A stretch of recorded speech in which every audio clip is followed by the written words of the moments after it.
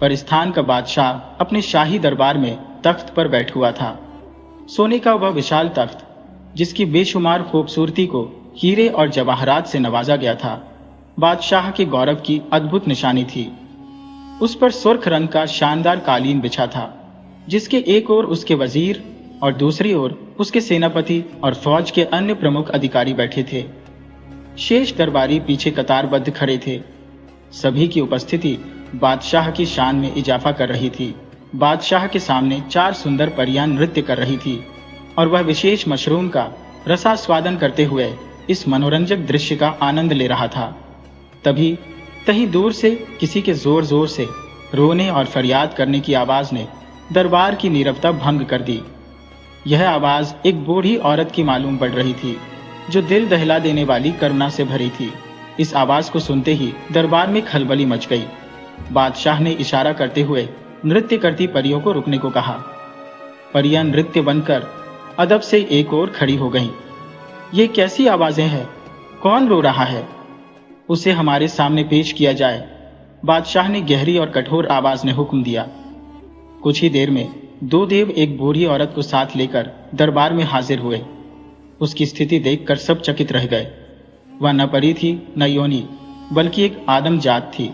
परिस्थान के कड़े कानूनों के मुताबिक बादशाह की अनुमति के बिना न तो परिस्थान का कोई निवासी बाहर जा सकता था, न ही कोई आदमजात अंदर आ सकता था। फिर भी यह बूढ़ी औरत न केवल परिस्थान में दाखिल हो गई थी, बल्कि शाही महल तक भी पहुंच गई थी। उसके शरीर पर गहरे घावों के निशान थे, जिनसे खून बहकर जम चुका था। बिखरे हुए बाल और आंसुओं के निशान उसके गालों पर स्पष्ट दिख रहे थे। बादशाह ने नरम लहजे में पूछा, तुम कौन हो और परिस्थान में कैसे आई हो? बूढ़ी औरत ने रोते हुए कहा, बादशाह सलामत, मैं आपकी शहजादी की सहेली की माँ हो। शहजादी साहिबा ने मुझे विशेष अनुमति दी है। उसने अपनी कलाई से कपड़ा हटाकर एक छोटा सा सिक्का दिखाया। ये वाकई शहजादी का विशेष इजाजतनामा था। बादशाह ने हैरानी से पूछा, ये इजाजतनामा तुम्हें कैसे मिला? बूढ़ी औरत ने जवाब दिया, मेरी बेटी माख शहजादी की गहरी सहेली है। शहजादी साहिबा जब भी दुनिया की सैर के लिए आती है, वह मेरी बेटी से मिलने अवश्य आती है और हमारे गरीबों के घर पर ठहरती है। उन्होंने मख को यह इजाजतनामा दिया था ताकि जब भी मख परिस्थान आना चाहे वह आ सके। बादशाह ने संतुष्टि भरे स्वर में कहा, ओह अच्छा, तुम महारुख की माँ हो। हमें मालूम है कि महारुख यहाँ आती रहती है। वह बेहद नेक और खूबसूरत लड़की है।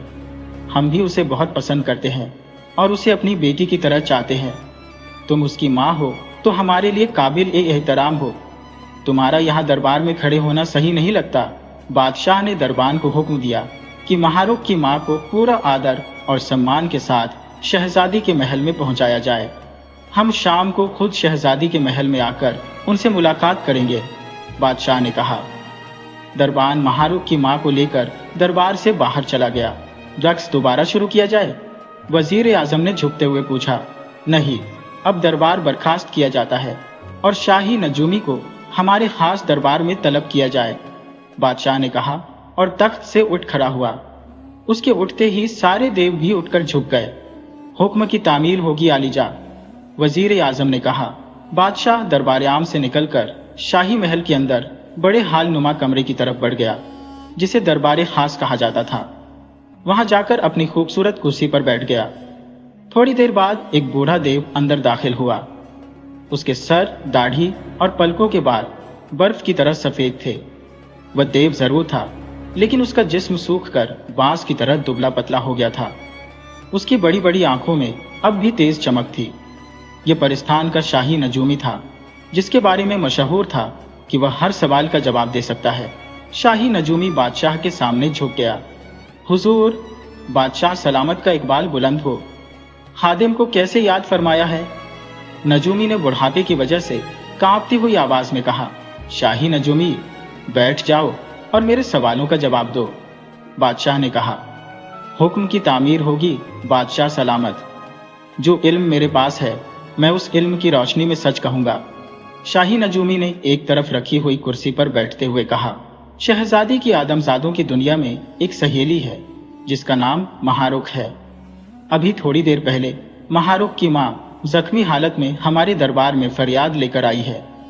हमने शाही हकीम को उसका इलाज करने का हुक्म दिया है और हम उनसे शाम को मुलाकात करेंगे। लेकिन हम चाहते हैं कि तुम हिसाब करके बताओ कि महारुख की माँ की क्या फरियाद है, उसे क्या तकलीफ पहुंची है। बादशाह ने कहा, अभी बताता हूँ बादशाह सलामत, शाही नजूमी ने कहा, और अपने बड़े से थैले में से एक बड़ी सी स्लेट और एक बड़ा सा चौक निकालकर स्लेट पर हिसाब लिखने और लकीरें खींचनी शुरू कर दी। काफी देर तक वह यह काम करता रहा और बादशाह खामोश बैठा उसे देखता रहा। फिर शाही नजूमी ने एक लंबी सांस लेकर सिर उठाया। बादशाह सलामत का इकबाल बुलंद हो। महारुख को दुनिया के सबसे ताकतवर और जालिम काले जादूगर ने जबरदस्ती उठा लिया है और वह उससे शादी करना चाहता है। ये जादूगर न सिर्फ जालिम है बल्कि बेहद बदसूरत भी है। महारुख ने उससे शादी करने से इनकार कर दिया है और अब जादूगर अगले चांद की 14वीं तारीख का इंतजार कर रहा है ताकि उस तारीख को वह जादूगर देवता से इजाजत लेकर महारुख से जबरदस्ती शादी कर सके। महारुख की मां ने चूंकि महारुख को उठाने वाले जादूगर के कारिंदे को रोकने की कोशिश की थी, इसलिए उन्होंने महारुख की मां को तलवारों से गंभीर रूप से जख्मी कर दिया है। बादशाह ने शाही नजूमी से पूछा, ये काला जादूगर कहाँ रहता है? शाही नजूमी ने तुरंत उत्तर दिया, वह काले समंदर के भीतर स्थित एक काले जजीरे पर अपने काले महल में निवास करता है। बादशाह सलामत, सारी तफसील बताओ, बादशाह ने गुस्से में कहा। बादशाह सलामत, दुनिया के अंतिम छोर पर 7 रंगों के समंदर है। ये एक ऐसी जगह है जहां अभी तक ना ही आदमजात पहुंच सकी है और ना ही कोई देव या जिन। पहले नीला समंदर आता है, फिर हरा, फिर लाल, फिर भूरा। इसी तरह 6 रंगों के समंदर के बाद 7वां काला समंदर आता है। यह बेहद डरावना समंदर है। इसके अंदर एक जजीरा है जिसका हर पेड़, हर पौधा और हर फूल काले रंग का है। उस जजीरे पर काले पत्थरों का बना हुआ एक बड़ा महल है जिसमें काला जादूगर रहता है और महारुख को भी वही रखा हुआ है। शाही नजूमी ने तफसील से जवाब दिया। ओह, फिर तो महारुख तक किसी का पहुंच पाना मुश्किल है। बादशाह ने मायूस होकर कहा, मुश्किल ही नहीं बादशाह सलामत, बल्कि नामुमकिन है।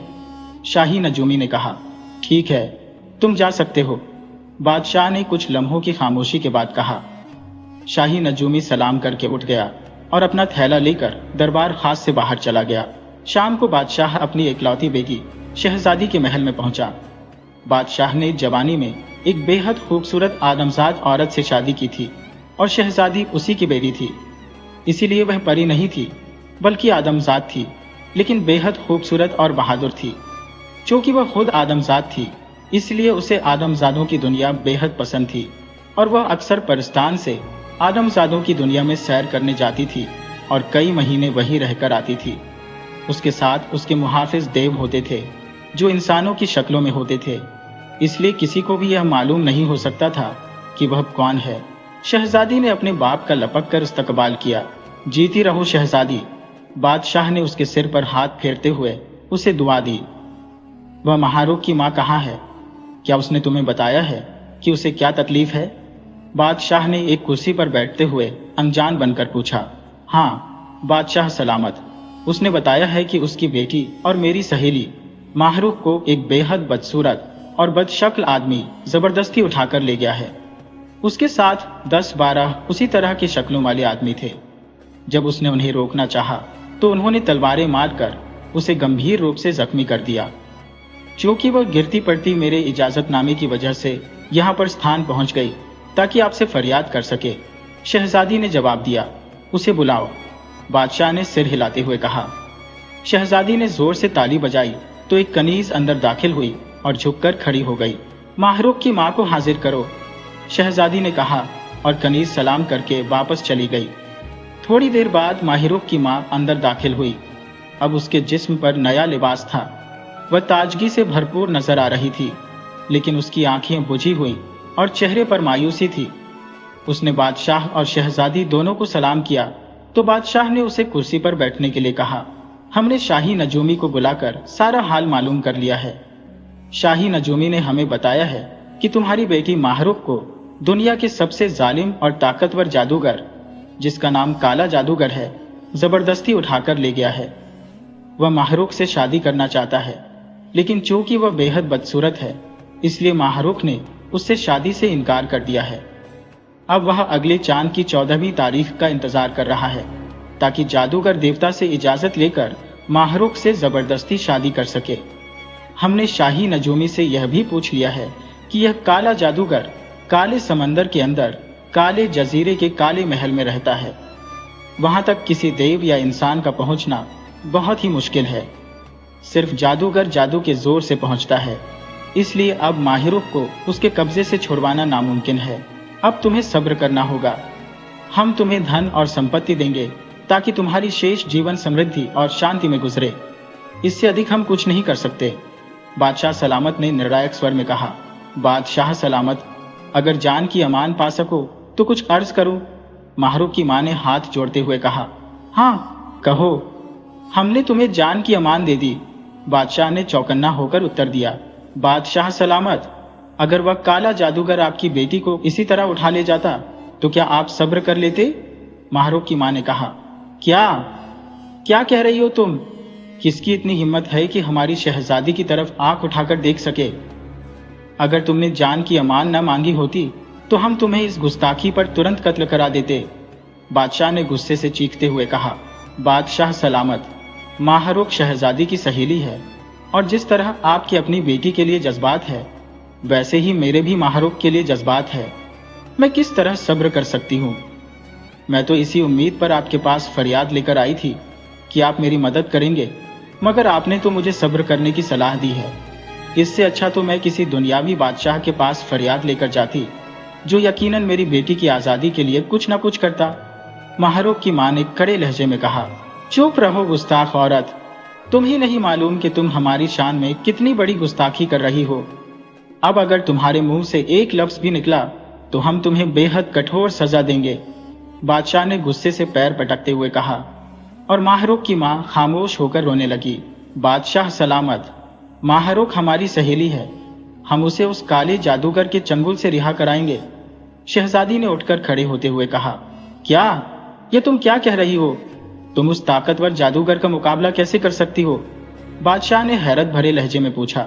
शायद आप हमें लड़की समझकर ऐसा कह रहे हैं, लेकिन आपको मालूम है कि हम मर्दों और देवों से ज्यादा बहादुर हैं।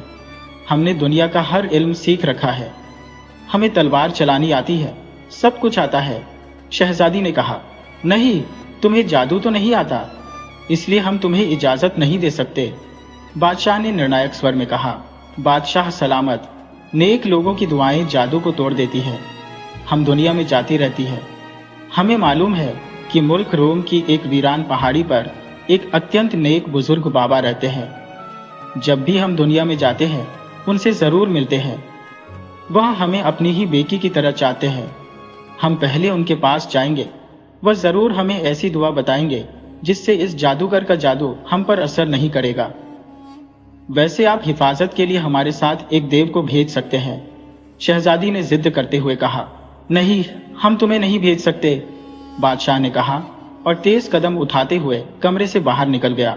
अब इत्मीनान रखिए अम्मा, मैं बादशाह सलामत को मना लूंगी और आपकी बेटी और अपनी सहेली को उस काले जादूगर के चंगुल से निकाल लाऊंगी। बादशाह के जाने के बाद शहजादी ने मुस्कुराते हुए माहरुख की मां से कहा। मुश्किल है शहजादी, बादशाह सलामत ने जो फैसला किया है वह अब कभी नहीं मानेंगे, माहरुख की मां ने निराश लहजे में कहा। मैं जानती हूँ कि उन्हें कौन मना सकता है, शहजादी ने मुस्कुराते हुए कहा और एक बार फिर ताली बजाई। वही कनीज दोबारा अंदर दाखिल हुई और झुककर शहजादी के सामने खड़ी हो गई। परिगम देव को बुला लाओ, शहजादी ने कहा और कनीज तेजी से वापस मुड़कर कमरे से बाहर निकल गई। ये मसखरा देव कौन है? माहरुख की मां ने हैरान होकर पूछा और शहजादी बेइख्तियार हंस पड़ी। यह शाही दरबार का मसखरा है, अत्यंत बुद्धिमान देव है और अत्यंत दिलचस्प हरकतें करता है। वैसे यह बहादुर भी है और जादूगरों का खास दुश्मन है और बादशाह का इतना चहेता है कि बादशाह उसकी बात कभी नहीं टालता, शहजादी ने कहा। शहजादी ने जवाब दिया और माहरुख की मां ने सिर हिला दिया। थोड़ी देर बाद दरवाजा खुला और एक देव अंदर दाखिल हुआ। उसका शरीर नंगा था, उसने केवल झेरे जामा पहना हुआ था। उसकी दोनों कलाइयों में सोने के मोटे मोटे कड़े थे और दाएं बाजू पर उसने एक छोटी सी इंसानी खोपड़ी बांध रखी थी। उसके पैरों पर भी सोने के कड़े थे। सर से गंजा था, केवल छोटे छोटे 2 सींग थे, लेकिन उसकी आंखें आम देवों से बड़ी और बाहर को निकली हुई थी। हुक्म शहजादी हुजूर। देव ने शहजादी के सामने झुकते हुए कहा। शाहरुख देव, आज हमें तुमसे काम है। शहजादी ने कहा। हुक्म शहजादी साहिबा। मैं अपनी जान भी आपके हुक्म की तामील में दे देना फख्र समझूंगा। देव ने, जिसका असल नाम शाहरुख देव था, अंततः विनम्र लहजे में कहा। शहजादी ने उसे माहिरुख की मां के आने से लेकर बादशाह के फैसले तक सारी बात विस्तार से सुनाई। फिर आप क्या चाहती हैं, शहजादी साहिबा? शाहरुख देव ने मुस्कुराते हुए पूछा। मैं चाहती हूं कि तुम बादशाह को मनाकर मुझे उस काले जादूगर के मुकाबले में जाने की इजाजत दिला दो। शहजादी ने कहा। आपका काम हो जाएगा शहजादी साहिबा, लेकिन इसके लिए आपको भी मेरी एक शर्त माननी पड़ेगी। शाहरुख देव ने मुस्कुराते हुए कहा। क्या शर्त? शहजादी ने चौंक कर पूछा। ये कि काले जादूगर के खात्मे के लिए मैं आपके साथ जाऊंगा। शाहरुख देव ने कहा। मुझे मंजूर है।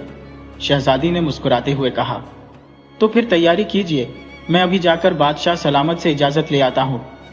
मैं उनसे बात ही ऐसी करूंगा कि वह इजाजत देने पर मजबूर हो जाएंगे। शाहरुख देव ने कहा और तेजी से मुड़कर कमरे से बाहर निकल गया। काफी देर बाद शाहरुख देव वापस आया तो उसका चेहरा बुरी तरह लटका हुआ था और आंखें बुझी हुई थी। उसकी शक्ल देखते ही माहरुख की मां और शहजादी दोनों समझ गए कि शाहरुख देव नाकाम लौटा है। तुम तो दावा करके गए थे कि तुम अभी इजाजत लेकर आओगे, शहजादी ने मुंह बनाते हुए कहा। शहजादी हुजूर, मैं बेहद शर्मिंदा हूं, शाहरुख देव ने वास्तव में शर्मिंदा लहजे में कहा। ठीक है, तुम जा सकते हो। अब मुझे कोई और तरकीब सोचनी पड़ेगी, शहजादी ने मुंह बनाते हुए कहा। मैं अकेला कैसे जा सकता हूं, शहजादी हुजूर? आपको भी तो मेरे साथ जाना होगा, शाहरुख देव ने उसी तरह मुंह लटका हुआ जवाब दिया। क्या मतलब, कहां जाना होगा? शहजादी ने चौंक कर हैरत भरे लहजे में कहा। काले जादूगर के मुकाबले के लिए। क्या आप इतनी जल्दी भूल गई है? शाहरुख देव ने हैरान होते हुए कहा। मगर तुम तो कह रहे थे कि तुम्हें बादशाह सलामत ने इजाजत नहीं दी, शहजादी ने हैरान होकर पूछा। शहजादी साहिबा, मैंने सिर्फ इतना कहा है कि मैं शर्मिंदा हूं, बेहद शर्मिंदा हूं, शाहरुख ने मुस्कुराते हुए कहा। तो फिर? शहजादी कुछ न समझ सकी तो उसने उलझे हुए लहजे में कहा। मैं इस बात पर शर्मिंदा हूं कि माहरुख की मां हमारे साथ ना जा सकेगी। बादशाह सलामत ने सिर्फ आपको और मुझे जाने की इजाजत दी है, शाहरुख देव ने मुस्कुराते हुए कहा। शहजादी बेतरतीब कुर्सी से उठ खड़ी हुई। उसके चेहरे पर हैरत और प्रसन्नता के मिले जुले भाव थे, जैसे उसे शाहरुख की बात पर यकीन ही ना आ रहा हो। क्या वाकई? क्या तुम सच कह रहे हो? शहजादी ने हैरत भरे लहजे में पूछा। शहजादी साहिबा, क्या मैं आपके सामने झूठ बोलने की जुर्रत कर सकता हूं? शाहरुख देव ने मुस्कुराते हुए कहा और शहजादी बेइख्तियार खिलखिलाकर हंस पड़ी। ओह, तो तुम मजाक कर रहे थे? खूब, लेकिन इतनी जल्दी तुम्हें कैसे इजाजत मिल गई? शहजादी ने हैरान होकर पूछा। मैंने बादशाह सलामत से सिर्फ एक फिक्रा कहा और उन्होंने इजाजत दे दी, शाहरुख देव ने संजीदा लहजे में कहा। अच्छा, कौन सा फिक्रा? शहजादी ने हैरान होकर पूछा। यही, क्या आप शहजादी को बुज़दिल बनाना चाहते हैं? क्या आप चाहते हैं कि परिस्तान के बहादुर बादशाह की बेटी बुज़दिल कहलाए? शाहरुख देव ने कहा और शहजादी एक बार फिर खिलखिलाकर हंस पड़ी। बहुत खूब, तुम वाकई बादशाह सलामत से अपनी बात मनवाना जानते हो, शहजादी ने कहा। अब आप तैयारी करें और मुझे सिर्फ हुक्म भिजवा दें, मैं साथ चल पड़ूंगा, शाहरुख देव ने कहा और शहजादी ने सिर हिला दिया तो शाहरुख इजाजत लेकर वापस चला गया। बहुत शुक्रिया शहजादी, तुमने माहरुख के साथ दोस्ती का हक अदा कर दिया है। मेरी दुआ है कि अल्लाह ताला तुम्हें कामयाब करे। अलबत्ता मैं तुम्हें एक खास चीज देना चाहती हूँ, यह हमारे आबा और अजदाद से चली आ रही है, माहरुख की मां ने कहा और उसने अपनी जेब से एक छोटी सी तख्ती निकाली और शहजादी की तरफ बढ़ा दी। ये क्या है? शहजादी ने तख्ती को उलट पलट कर देखा और कहा, इस तख्ती से आप जो भी सवाल पूछेंगी उसका जवाब तख्ती पर लिखा हुआ आ जाएगा। इस तरह आपको हर तरह की रहनुमाई मिल जाएगी, मारू की मां ने जवाब दिया। मगर आपने इस तख्ती से मक के बारे में सवाल क्यों नहीं किया? शहजादी ने चौंकते हुए पूछा। जिस बुजुर्ग ने यह तख्ती हमारे पूर्वजों को दी थी, उसने यह शर्त लगाई थी कि इस तख्ती से हम अपने परिवार के बारे में कोई सवाल नहीं पूछ सकते, केवल दूसरों के बारे में पूछ सकते हैं। इसलिए मैं मजबूर थी, लेकिन यह आपकी मदद जरूर करेगी क्योंकि आपका हमारे खानदान से कोई ताल्लुक नहीं है। मूक की माँ ने कहा। शहजादी ने सिर हिलाया। मैं आपको दुनिया में भेज दूंगी, आप घर जाकर आराम करें। मैं मख को उस काले जादूगर की कैद से आजाद कराकर वापस ले आऊंगी। मारू की माँ ने सहमति में सिर हिलाया। शहजादी ने फिर ताली बजाई और वही कनीज अंदर आकर अदब से झुक गई। बड़े बाबा को बुला लाओ, शहजादी ने कहा और कनीज तेजी से चली गई। थोड़ी देर बाद एक बहुत बूढ़ा देव अंदर दाखिल हुआ। हुक्म शहजादी साहिबा, उस बूढ़े देव ने पूछा। यह मेरी सहेली की माँ है, उन्हें उनके घर तक पहुंचाना है, इसलिए आपको बुलाया था, शहजादी ने कहा। अभी पहुंचा देता हूं, बूढ़े देव ने कहा और मारू की माँ का हाथ पकड़कर उन्हें आंखें बंद करने के लिए कहने लगा। मारू की माँ ने आंखें बंद की और बूढ़े देव ने कुछ पढ़कर फूंका। मारू की माँ अचानक गायब हो गई। बूढ़ा देव मुसलसल पढ़े जा रहा था और उसकी आंखें बंद थी। शहजादी खामोश अपनी कुर्सी पर बैठी रही।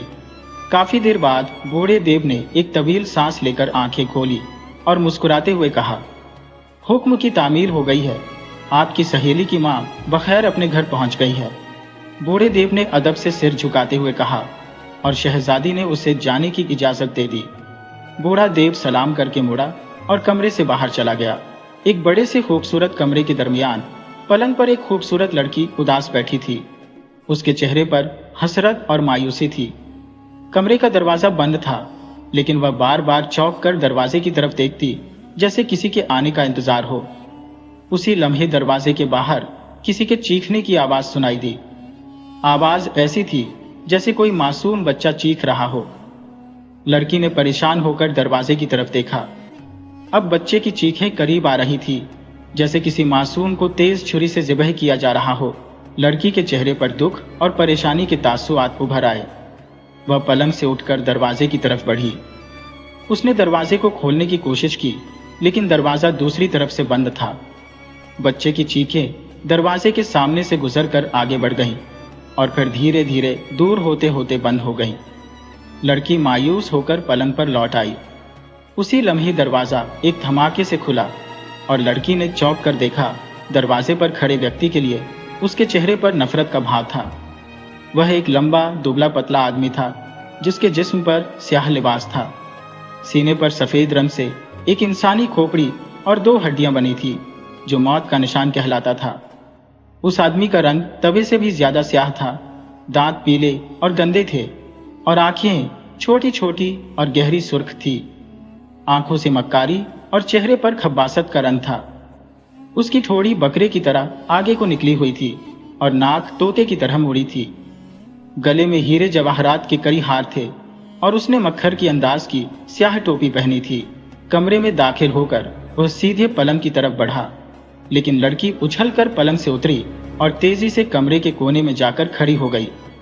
उसके चेहरे पर शदीद नफरत थी। कब तक मुझसे भागोगी महारूख? आखिर एक रोज तुम्हें मेरे साथ शादी करनी ही पड़ेगी, उस बदसूरत आदमी ने तंजिया अंदाज में कहा। मैं तुम्हारे मुंह पर थूक भी नहीं सकती, काले जादूगर। मैं अपनी जान दे दूंगी, लेकिन तुमसे शादी नहीं करूंगी, महारूख ने नफरत भरे लहजे में कहा। हाँ हाँ हाँ, यह काले जादूगर का काला महल है महारूख। यहाँ मौत और जिंदगी पर मेरा इख्तियार है। यहाँ तुम मेरी मर्जी के बगैर मर भी नहीं सकती। अगर यकीन ना आए तो तजुर्बा करके देख लो, काले जादूगर ने कहा। काले जादूगर ने और भी डरावनी आवाज में हंसते हुए कहा, काफिरों की बातें मत करो, अल्लाह ताला की गजब से डरो। मौत और जिंदगी पर किसी इंसान का अधिकार नहीं हो सकता, यह सिर्फ अल्लाह ताला का इख्तियार है, मारक ने गुस्से से कहा। तो काला जादूगर और ज्यादा तंजिया अंदाज में हंसता हुआ मुड़ गया और दरवाजे से बाहर निकल गया। उसके जाते ही दरवाजा बंद हो गया। महारूख फिर से पलंग पर लेट गई। उसके चेहरे पर अब सुकून और इत्मीनान था, क्योंकि उसे पता था कि काला जादूगर अब कल आएगा। इससे पहले वह नहीं आएगा। वह रोजाना इस वक्त आया करता था। पलंग पर लेटते ही महारूख को नींद आ गई और उसने ख्वाब देखना शुरू कर दिया। उसने देखा कि वह एक खौफनाक पहाड़ी इलाके में है, जहां हर तरफ स्याह रंग की बड़ी बड़ी खौफनाक चट्टानें हैं। वह बेतहाशा दौड़ती जा रही थी कि अचानक उसके रास्ते में एक स्याह रंग की चट्टान आ गई। महारुख रुकी ही थी कि चट्टान फटी और उसके अंदर से एक शैतान की शक्ल वाला आदमी बाहर आ गया, जिसकी बंदर की तरह लंबी दुम भी थी। वह बाहर निकलते ही इस तरह नाचने लगा जैसे बेहद खुश हो। तुम कौन हो? महारुख ने उससे पूछा। मैं काले जादूगर की रूह हूँ। जब तक मुझे ना मारा जाए काले जादूगर को नहीं मारा जा सकता। उस शैतान ने अपने गंदे दांत निकालते हुए कहा। और तुम्हें कैसे मारा जा सकता है? महारुख ने पूछा। मुझे कोई नहीं मार सकता जब तक काले देवता की आंख में काला पत्थर है। मैं सिर्फ उस पत्थर से मर सकता हूं, उसने कहा, और फिर तेजी से चट्टान के अंदर गायब हो गया। चट्टान भी रास्ते से हट गई। महारुख फिर दौड़ने लगी। अब रास्ता ऊपर चढ़ाई की तरफ जा रहा था। काफी बुलंदी पर पहुंचकर रास्ता बंद हो गया और उसके आगे एक बड़े कुएं का मुंह था। महारुख को इसका पता नहीं चल सका और वह यकायक उसमें गिर पड़ी। उसके मुंह से जोरदार चीख निकली और वह जाग गई। पूरा जिस्म पसीने में भीगा था। ओ खुदाया, मुझे इस काले जादूगर के शर से बचा ले। महारुख ने अल्लाह ताला से दुआ की और फिर सो गई। इस बार उसने देखा कि वह एक खूबसूरत बाग में है जहां हर तरफ हरियाली और फूल खिले हुए हैं। वह बेहद खुश हुई। तभी एक बुजुर्ग उसके सामने आ गए जिनका चेहरा नूर से चमक रहा था। महारुख ने अदब से झुककर सलाम किया। बाबा, मुझे काले जादूगर की कैद से निजात दिलाओ। महारुख ने कहा। घबराओ नहीं बेटी, अल्लाह ताला ने तुम्हारी दुआ सुन ली है। तुम्हारी सहेली और परिस्तान की शहजादी तुम्हें बचाने आ रही है, लेकिन उन्हें यहां पहुंचने में तकलीफें उठानी होंगी। काला जादूगर जल्द ही तुमसे जबरन शादी करेगा। तुमने खुद ही हिम्मत दिखानी होगी। बुजुर्ग ने कहा। मैं क्या करूं बाबा? मुझे बताओ, महारुख ने रोते हुए कहा। हिम्मत रखो बेटी, कल जब काला जादूगर आए तो उसे नफरत दिखाने की बजाय ऐसे पेश आओ जैसे उसे पसंद करती हो। वह खुश होगा। जब वह शादी की बात करे तो कहो कि 18 साल की उम्र होने पर ही शादी कर सकती हो। वह महल की सैर कराएगा।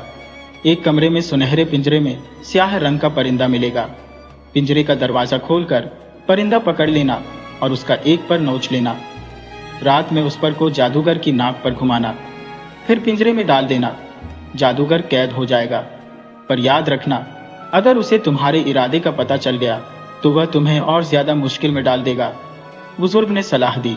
बुजुर्ग की बात सुनकर महारुख की आंखें खुल गईं। पहले उसने आश्चर्य से चारों ओर देखा, फिर उठकर बैठ गई। बुजुर्ग बाबा का चेहरा अभी भी उसकी आंखों के सामने था। उसने मन ही मन सोचा, बुजुर्ग बाबा की बात पर अमल जरूर करूंगी। यह ख्वाब सही, लेकिन नेक लोग ख्वाब में भी गलत बात नहीं कहते। महारुख के चेहरे पर गहरे इत्मीनान के भाव छा गए। परिस्तान की शहजादी गुलरुख और मस्खरा देव शाहरुख परिस्तान से निकले और शाहरुख हवा में उड़ने लगा। शहजादी उसकी पीठ पर इत्मीनान से बैठी हुई थी। उनकी मंजिल मुल्क रोम थी, जहां पहाड़ी पर नेक बुजुर्ग बाबा रहते थे।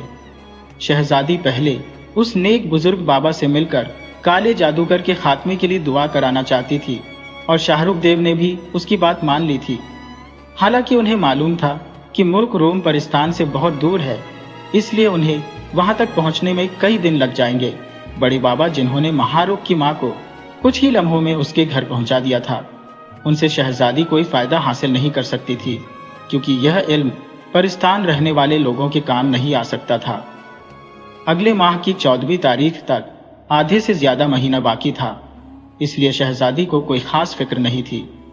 शाहरुख देव बहुत ताकतवर था और सारा दिन हवा में उड़ता रहता।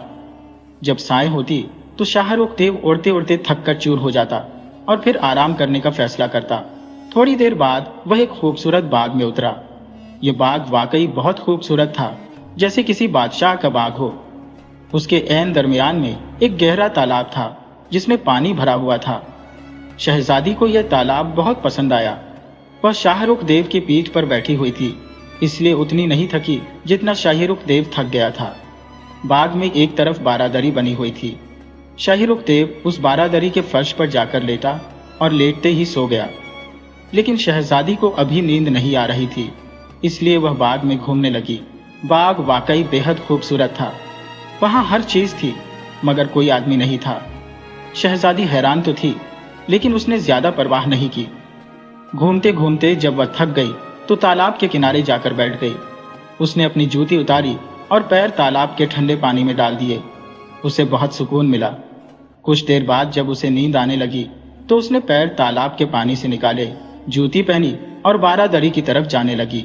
लेकिन बारादरी शाहरुख देव के खौफनाक खर्राटों से गूंज रही थी। उन जोरदार आवाजों की वजह से उसे नींद नहीं आ सकती थी, इसलिए वह वापस मुड़ी और दूर दरख्तों के झुंड में जाकर नरम घास पर लेट गई।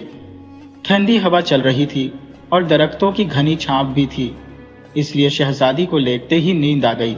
काफी देर सोने के बाद अचानक इंसानी चीख की आवाज सुनकर उसकी आंख खुल गई। वह तुरंत उठकर बैठ गई।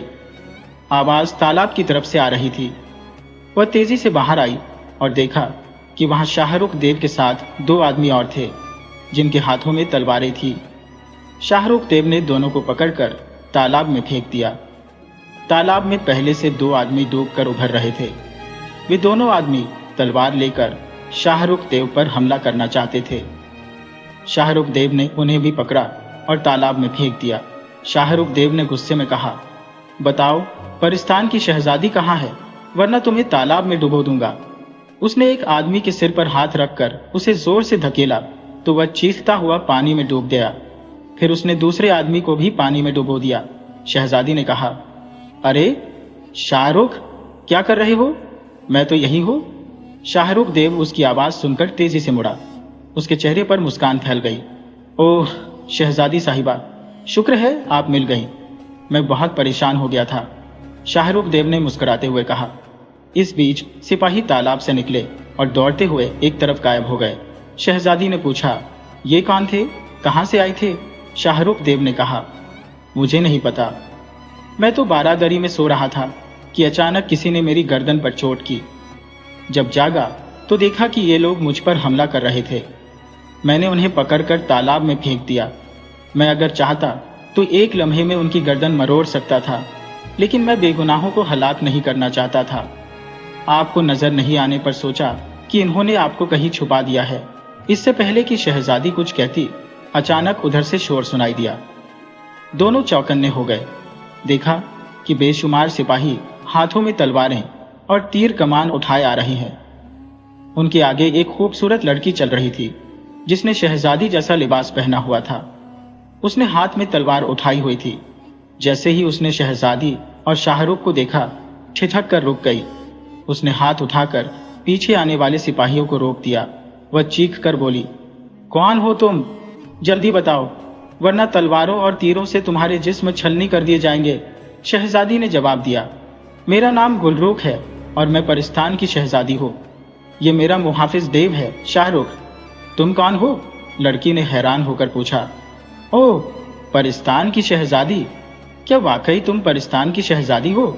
हाँ, इस मुहाफिज देव को देखकर भी यकीन नहीं हुआ। वैसे तुम्हारे ये सिपाही हमारा कुछ नहीं बिगाड़ सकते।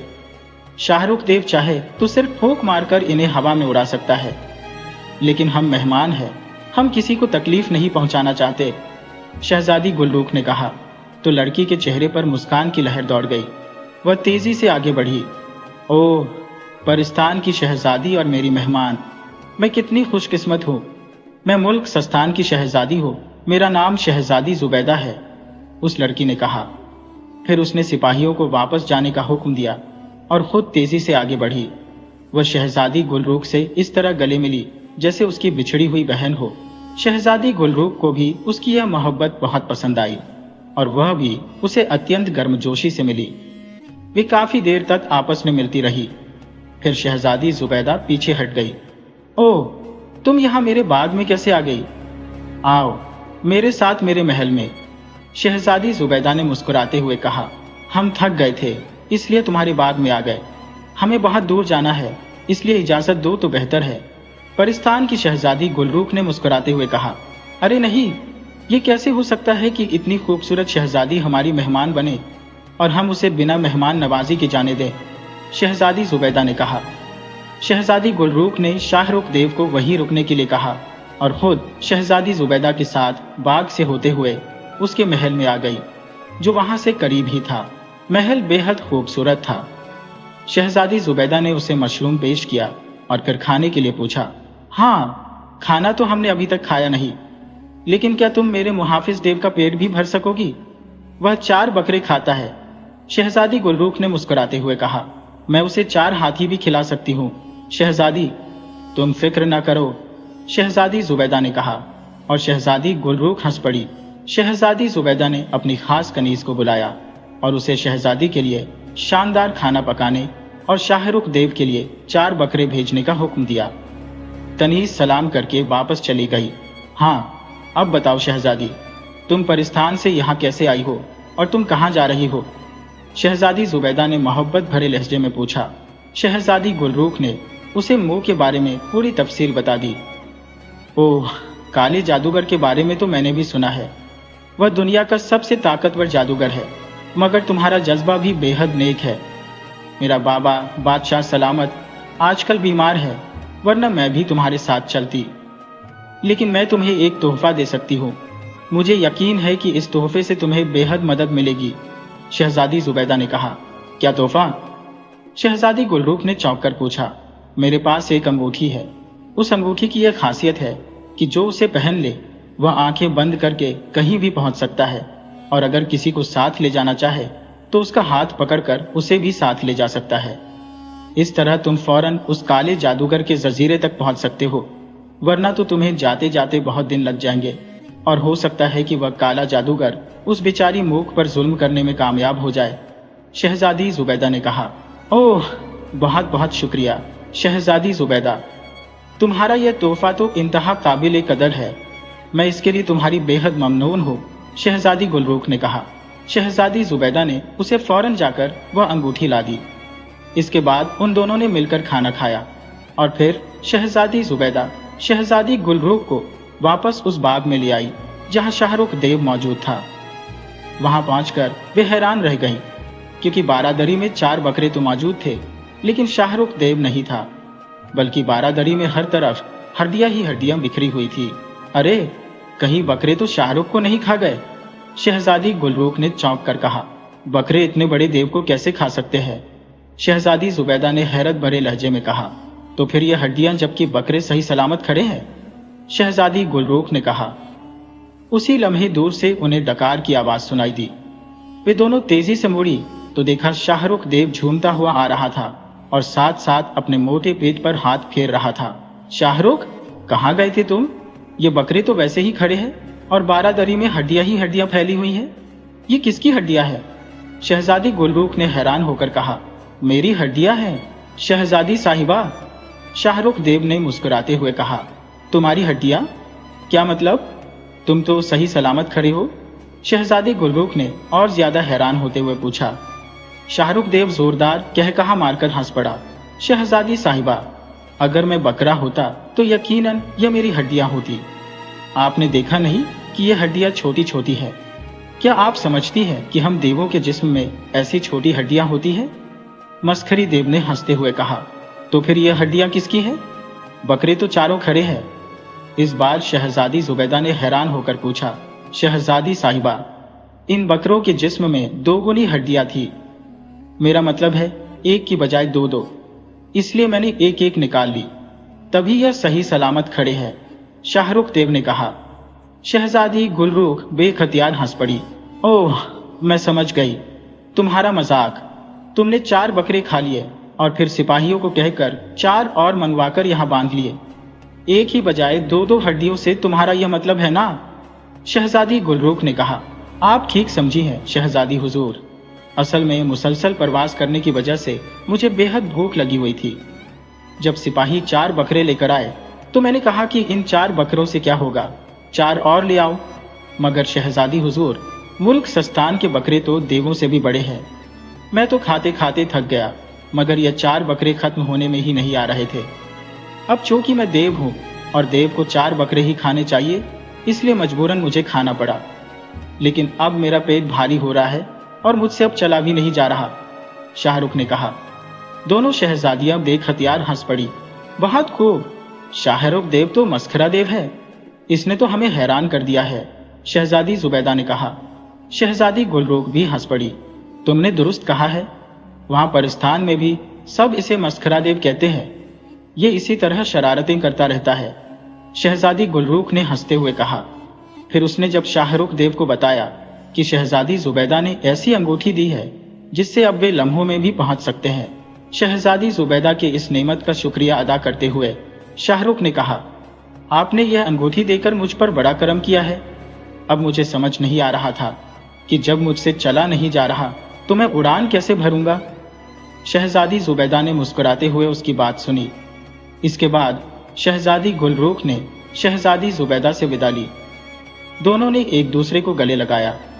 शहजादी जुबैदा ने शहजादी गुलरूख से वादा लिया कि वह वापसी में यहाँ जरूर ठहरेगी। शहजादी गुलरूख ने शाहरुख देव का हाथ थामा और उसे आंखें बंद करने के लिए कहा। फिर उसने खुद भी आंखें बंद की और अंगूठी को आदेश दिया कि वह उन दोनों को नेक बाबा के घर के सामने पहुंचा दे। अगले ही पल उन्हें ऐसा महसूस हुआ जैसे उनके पैरों के नीचे से जमीन गायब हो गई हो और वे हवा में तीव्र गति से उड़ते जा रहे हो।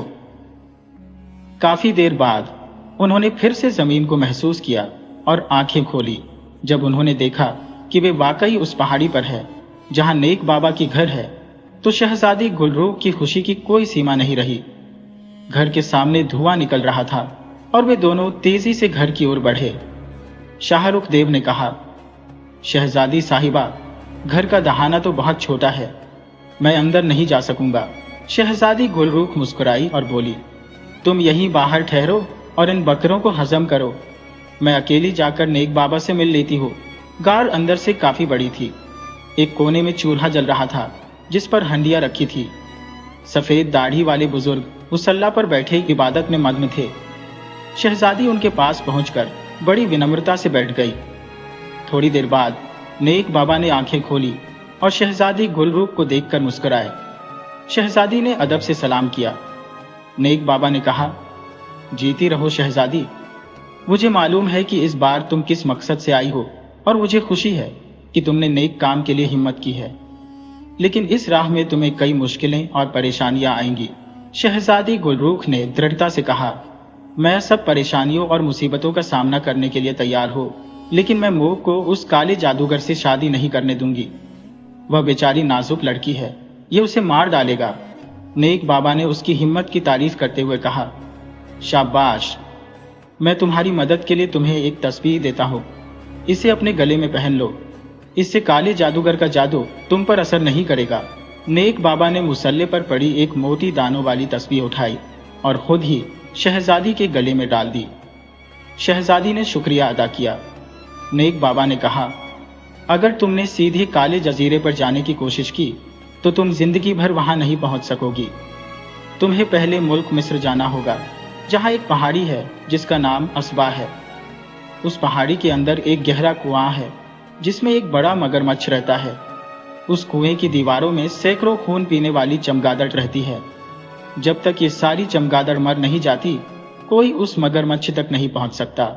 वह मगरमच्छ भी बहुत ताकतवर और खौफनाक है, लेकिन उसे मारना पड़ेगा। फिर उसके पेट में एक स्याह रंग का मोती होगा जो तुम्हें चाहिए। शहजादी गुलरूख ने साहस के साथ कहा, ठीक है नेक बाबा, हम पहले उस मगरमच्छ से मोती हासिल करेंगे। नेक बाबा ने चेतावनी दी, उन चमगादड़ों और मगरमच्छ का सामना करने के लिए तुम्हें चतुराई का इस्तेमाल करना होगा। अगर तुमने जरा भी गलती की तो ये खून पीने वाली चमगादड़ें एक पल में तुम्हारा और तुम्हारे मुहाफिज का खून पी जाएंगी। शहजादी गुलरूख ने सर हिलाते हुए विदा ली और घर के बाहर चली गई। बाहर शाहरुख देव मौजूद था।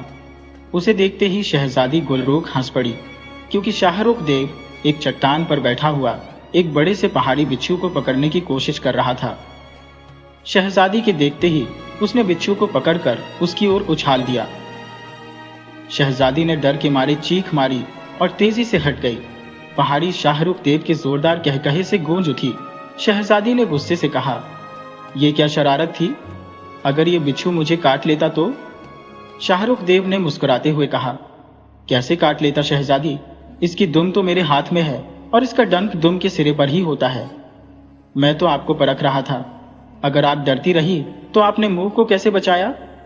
शहजादी अपने डर पर शर्मिंदा हो गई और शाहरुख देव ने मुस्कुराते हुए कहा, अगर यह बिच्छू जिंदा भी होता तब भी आप फुर्ती से खंजर निकालकर उसे 2 हिस्सों में कर सकती थी। शहजादी ने शर्मिंदा होते हुए कहा, अब मुझे क्या पता था कि तुमने बिच्छू की दुम अलग कर ली है या नहीं। अच्छा अच्छा, चलो अब ज्यादा बातें ना बनाओ, हमें मुल्क मिस्र जाना है। शहजादी ने बात काटते हुए कहा। मिस्र? क्या मतलब? क्या काला जादूगर मिस्र पहुंच गया है? शाहरुख देव ने हैरान होकर पूछा। नहीं, काला जादूगर वही है, लेकिन हमें उस तक पहुंचने के लिए मिस्र जाना पड़ेगा, शहजादी ने जवाब दिया। फिर उसने नेक बुजुर्ग बाबा से होने वाली सारी बातें तफसील से बता दी। साथ ही गले में मौजूद तस्बीह के बारे में भी बताया। खून पीने वाली चमगादड़ी कैसे मरेंगी? शाहरुख देव ने खौफजदा होकर पूछा और शहजादी हंस पड़ी। बस अभी मुझे सबक सिखा रहे थे कि डरना नहीं चाहिए, और अब खुद डर रहे हो? शहजादी ने मुस्कुराते हुए कहा। उसे शाहरुख देव से अपनी शर्मिंदगी का फौरी बदला लेने का मौका मिल गया था, लेकिन शहजादी साहिबा, तंग कुआं और उसके अंदर सैकड़ों हजारों खून पीने वाली चमगादड़ें, आखिर वे किस तरह मरेंगी? शाहरुख देव वाकई खौफजदा हो गया था। तुम चलो तो सही, तुम देवों में इतनी अक्ल नहीं होती जितनी आदमजादों में होती है, इसीलिए तो पूरी दुनिया पर हुकूमत कर रहे हैं, और तुम देव सिर्फ परिस्थान तक महदूद होकर रह गए हो, शहजादी गुलरूख ने कहा। फिर उसने शाहरुख देव का हाथ पकड़कर उसे आंखें बंद करने के लिए कहा। खुद भी आंखें बंद करके अंगूठी को हुक्म दिया कि वह उन्हें मिस्र की उस पहाड़ी तक पहुंचा दे जिसे अस्बा कहा जाता है और जहां गहरा कुआं है। कुछ लम्हों बाद उसे महसूस हुआ कि उसके कदमों तले जमीन गायब हो गई है और वे बेहद तेज रफ्तार से फिजा में उड़ते जा रहे हैं। उनकी रफ्तार बिजली की तरह तेज थी। फिर उन्हें एकाएक पैरों के नीचे जमीन का एहसास हुआ तो उन्होंने आंखें खोल दी। वे एक पहाड़ी की चोटी पर खड़े थे। सामने ही एक कुएं का धाना नजर आ रहा था। यह है वह कुआं जिसकी तह में मगरमच्छ है। आओ देखिए, शहजादी ने कहा और कुएं की तरफ बढ़ी। शाहरुख देव डरते डरते उसके पीछे चलने लगा। कुएं का धाना तो खासा बड़ा था, लेकिन उसकी तह कहाँ थी पता नहीं था। कुएं में मुकम्मल अंधेरा था। उसी लम्हे अंदर से चमगादड़ों का खौफनाक शोर सुनाई दिया।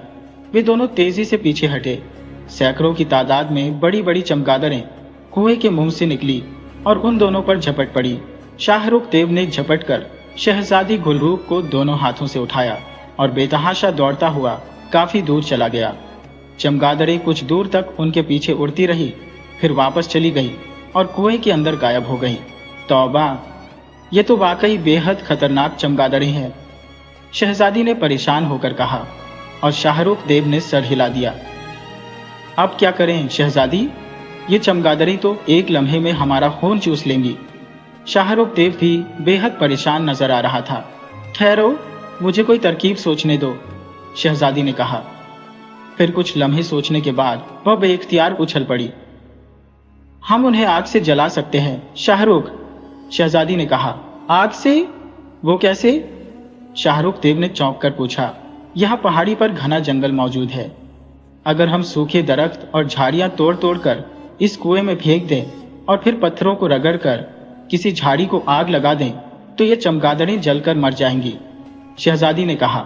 लेकिन शहजादी, ये कुआं पहाड़ी पर है और पहाड़ी कुएं वैसे भी बेहद गहरे होते हैं। इस कुएं का धाना पहाड़ी की चोटी पर है। इसे भरने के लिए तो शायद सारा जंगल काट कर भी फेंक दिया जाए, तब भी शायद ही यह कुआं भर सके। और दूसरी बात, इस तरह सारी चमगादड़ें इस कुएं से बाहर आ जाएंगी और हमें बिल्कुल नहीं छोड़ेंगी। इसलिए कोई और तरकीब सोचो शहजादी, शाहरुख देव ने कहा। शहजादी ने सर हिला दिया, क्योंकि शाहरुख देव की बात दुरुस्त थी। इसका एक और तरीका भी हो सकता है। हम दरख्त काट कर कुएं के साथ ढेर कर दें, फिर कोई ऐसी चट्टान ढूंढे जिसमें सुराख हो और वह चट्टान इस कुएं के धाने जितनी चौड़ी हो। शहजादी बात करते करते यकायक खामोश हो गई। क्या हुआ? आप खामोश क्यों हो गईं? शाहरुख देव ने चौंक कर पूछा। मुझे अचानक याद आया है कि माँ ने मुझे एक तख्ती दी थी। उस पर जो भी पूछा जाएगा उसका जवाब मिल जाएगा।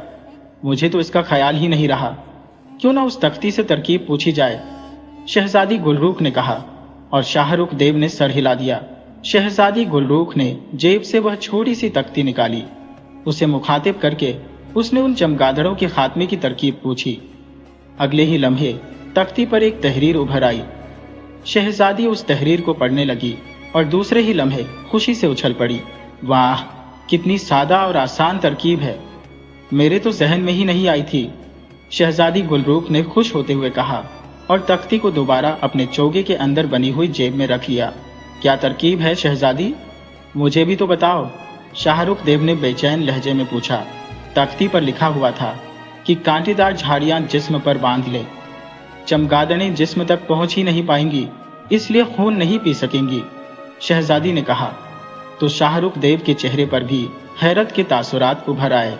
वाह, वाकई शानदार, सादा और अनोखी तरकीब है। इस तरह हम आसानी से कुएं के अंदर उतर सकते हैं, शाहरुख देव ने कहा। फिर उसने इधर उधर से कांटेदार बड़ी बड़ी झाड़ियां तोड़ी और उनका ढेर इकट्ठा किया। मजबूत पैलें तोड़कर उसने एक लंबा रस्सा बनाया ताकि कुएं की तह में उतारा जा सके। फिर उसने शहजादी के जिस्म के गिर्द सर से पांव तक झाड़ियां रखकर उन्हें अच्छी तरह बेलों से बांध दिया। अच्छी तरह बांधना, अगर कोई झाड़ी अलग हो गई या किसी चमगादड़ को खून पीने की जगह मिल गई तो मर जाएंगे, शहजादी ने कहा। आप चिंता मत करें शहजादी, अब ये चमगादड़ हमारा कुछ भी नहीं बिगाड़ पाएंगी, शाहरुख देव ने कहा और अपने शरीर के चारों ओर कांटेदार झाड़ियां बांधनी शुरू कर दी। थोड़ी देर बाद उसका पूरा शरीर उन झाड़ियों में छिप गया। दोनों फिर से कुएं के मुहाने की तरफ बढ़ चले। रस्सा शाहरुख देव ने उठा रखा था। कुएं की तह में अंधेरा है, क्यों ना हम मशाल साथ ले जाएं, शहजादी ने कहा। ओह हाँ, उनकी तो जरूरत पड़ेगी, वरना हमें कुएं की तह में कुछ भी नहीं दिखेगा, शाहरुख देव ने कहा और शहजादी को वहीं छोड़कर जंगल की तरफ चला गया। थोड़ी देर बाद वह वापस आया तो उसके हाथ में 2 लंबी लंबी लकड़ियां थी। उसने 2 बड़े पत्थर उठाकर उन्हें रगड़ा, जिससे चिंगारियां निकली और वे लकड़ियों के सिरों पर पड़ी। लकड़ियों के सिरे धड़ाधड़ जलने लगे। ये कोई खास किस्म की लकड़ी थी जिसमें तेल की अच्छी मात्रा थी, इसलिए वे मशालों की तरह जल रही थी। शाहरुख देव ने दोबारा झाड़ियों को हाथों पर बांधा। एक हाथ में रस्से का ढेर उठाया और दूसरे हाथ में मशाल पकड़ी। दूसरी मशाल शहजादी ने पकड़ी और वे दोनों एक बार फिर कुएं के मुहाने की तरफ बढ़ चले। शाहरुख देव ने एक मजबूत पेड़ के तने से रस्से का एक सिरा बांधा और फिर रस्से का ढेर कुएं में फेंक दिया। एक बार फिर चमगादड़ों का शोर सुनाई दिया और सैकड़ों की संख्या में खून पीने वाली चमगादड़ कुएं से बाहर निकली और उन पर झपट पड़ी, लेकिन कांटेदार झाड़ियों के कारण वे उनके पास नहीं आ सकी। पहले मैं नीचे उतरता हूँ शहजादी साहिबा, बल्कि ऐसा करें, आप मेरे कंधे पर सवार हो जाए, इस तरह हम दोनों एक साथ नीचे उतर सकेंगे, शाहरुख देव ने कहा। रस्सा इतना मजबूत है कि तुम्हारे जैसे देव का वजन सहार लेगा। कहीं रस्सा टूट न जाए और हम गिर जाए, शहजादी ने कहा। आप चिंता मत करें, मैंने अपने वजन को देखकर ही रस्सा तैयार किया है। ये रस्सा न केवल हमारा बल्कि पूरे परिस्थान के देवों का भी वजन सहार सकता है, शाहरुख ने जवाब दिया और शहजादी बेइख्तियार हंस पड़ी। फिर शाहरुख देव जमीन पर बैठ गया। उसने अपनी मशाल भी शहजादी को दे दी, क्योंकि उसे दोनों हाथों से रस्सा पकड़ना था। लेकिन तुम्हारे कंधों पर तो कांटेदार झाड़ियां हैं, मैं उन पर कैसे चढ़ूंगी, शहजादी ने कहा। आप चिंता मत करें, आपके पैरों से भी तो झाड़ियां बंधी हुई हैं। झाड़ियां झाड़ियों से मिल जाएंगी और कांटे कांटों से, शाहरुख ने हंसते हुए कहा और शहजादी हंस पड़ी।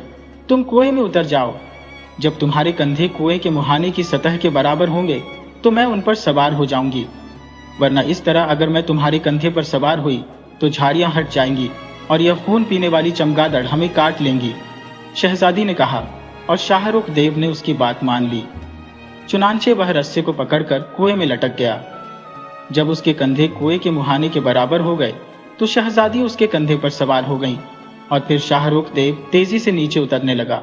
चमगादड़ों के शोर से कानों में आवाज सुनाई नहीं दे रही थी। कुएं के अंदर बहुत सारी चमगादड़ उन पर झपट रही थी, लेकिन कांटेदार झाड़ियों के कारण वे उनके शरीर तक नहीं पहुंच पा रही थी। रस्सा वाकई बहुत मजबूत था और शाहरुख देव और शहजादी दोनों का वजन सहार रहा था। शाहरुख देव तेजी से नीचे उतरता चला गया।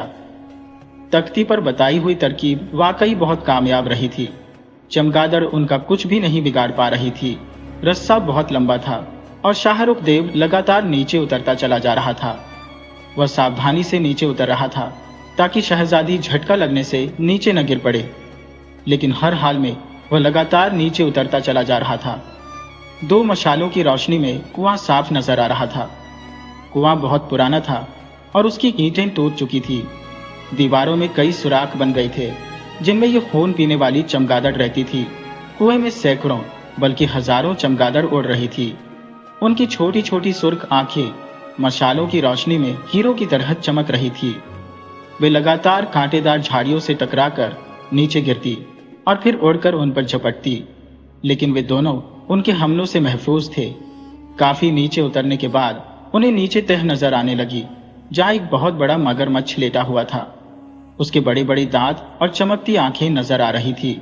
शहजादी, एक मशाल नीचे फेंक दो। इस तरह यह मगरमच्छ आग से डरकर एक तरफ हट जाएगा और हम उस खाली जगह पर खड़े हो सकेंगे, शाहरुख देव ने कहा।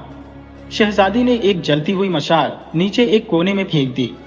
मशाल के गिरते ही मगरमच्छ तेजी से दौड़कर दूसरे कोने में गया। संभलना शहजादी, मैं छलांग लगाने वाला हूं, शाहरुख देव ने कहा, और दूसरे ही पर उसने खाली जगह पर छलांग लगा दी जहां मशाल अभी तक जल रही थी। शहजादी ने बड़ी मुश्किल से खुद को संभाला और फिर छलांग लगाकर नीचे उतर गई। उसी वक्त मगरमच्छ ने उन पर हमला कर दिया, लेकिन शहजादी ने जलती हुई मशाल उसकी आंखों की तरफ बढ़ाई तो मगरमच्छ तेजी से पीछे हट गया। खून पीने वाली चमगादड़ लगातार कुएं में घूम रही थी, लेकिन कांटेदार झाड़ियों के कारण वे कुछ भी नहीं कर पा रही थी। मशाल को बुझने मत देना, मैं इस मगरमच्छ की गर्दन मरोड़ता हूं, शाहरुख देव ने कहा, और शहजादी ने जमीन पर पड़ी हुई दूसरी मशाल उठा ली। शाहरुख देव ने जल्दी से अपने हाथों पर बंधी हुई झाड़ियां हटाई और फिर झपटकर उसने मगरमच्छ की गर्दन पकड़ने की कोशिश की। मगरमच्छ भी बहुत फुर्तीला और तेज था। उसने शाहरुख के हाथ को चबाने की कोशिश की तो शाहरुख ने पूरी ताकत से उसे लात मारी। देव की जोरदार लात लगने से मगरमच्छ उड़ता हुआ कुएं की दीवार से टकराया। शाहरुख ने हाथ बढ़ाकर एक बार उसकी पूंछ पकड़ ली और फिर उसे घुमाकर उसका सिर पूरी ताकत से दीवार से टकरा दिया। उसके हाथ बिजली जैसी तेजी से चल रहे थे और चंद लम्हों बाद कुएं की दीवार पर खून और मगरमच्छ के सिर और जबड़ों के टुकड़े नजर आने लगे। उसका सिर बुरी तरह से कुचल गया था और वह मर चुका था। अब इसका पेट चीर कर उसमें से मोती निकाल लो, शहजादी ने कहा। झाड़ियों की वजह से खंजर तो नहीं निकाला जा सकता, अब तो हाथों से ही उसका पेट चीरना पड़ेगा, शाहरुख ने कहा, और फिर उसने अपने बड़े बड़े नाखूनों से उसका नरम पेट चीर दिया। सच में पेट में एक बड़ा स्याह रंग का मोती था, जिसे शाहरुख ने हाथ में पकड़ लिया। आओ शहजादी, अब कुएं से निकले, शाहरुख ने कहा और जमीन पर होकर बैठ गया। शहजादी ने मशाल पकड़कर किसी तरह उसके कंधे पर चढ़ने में सफलता पाई।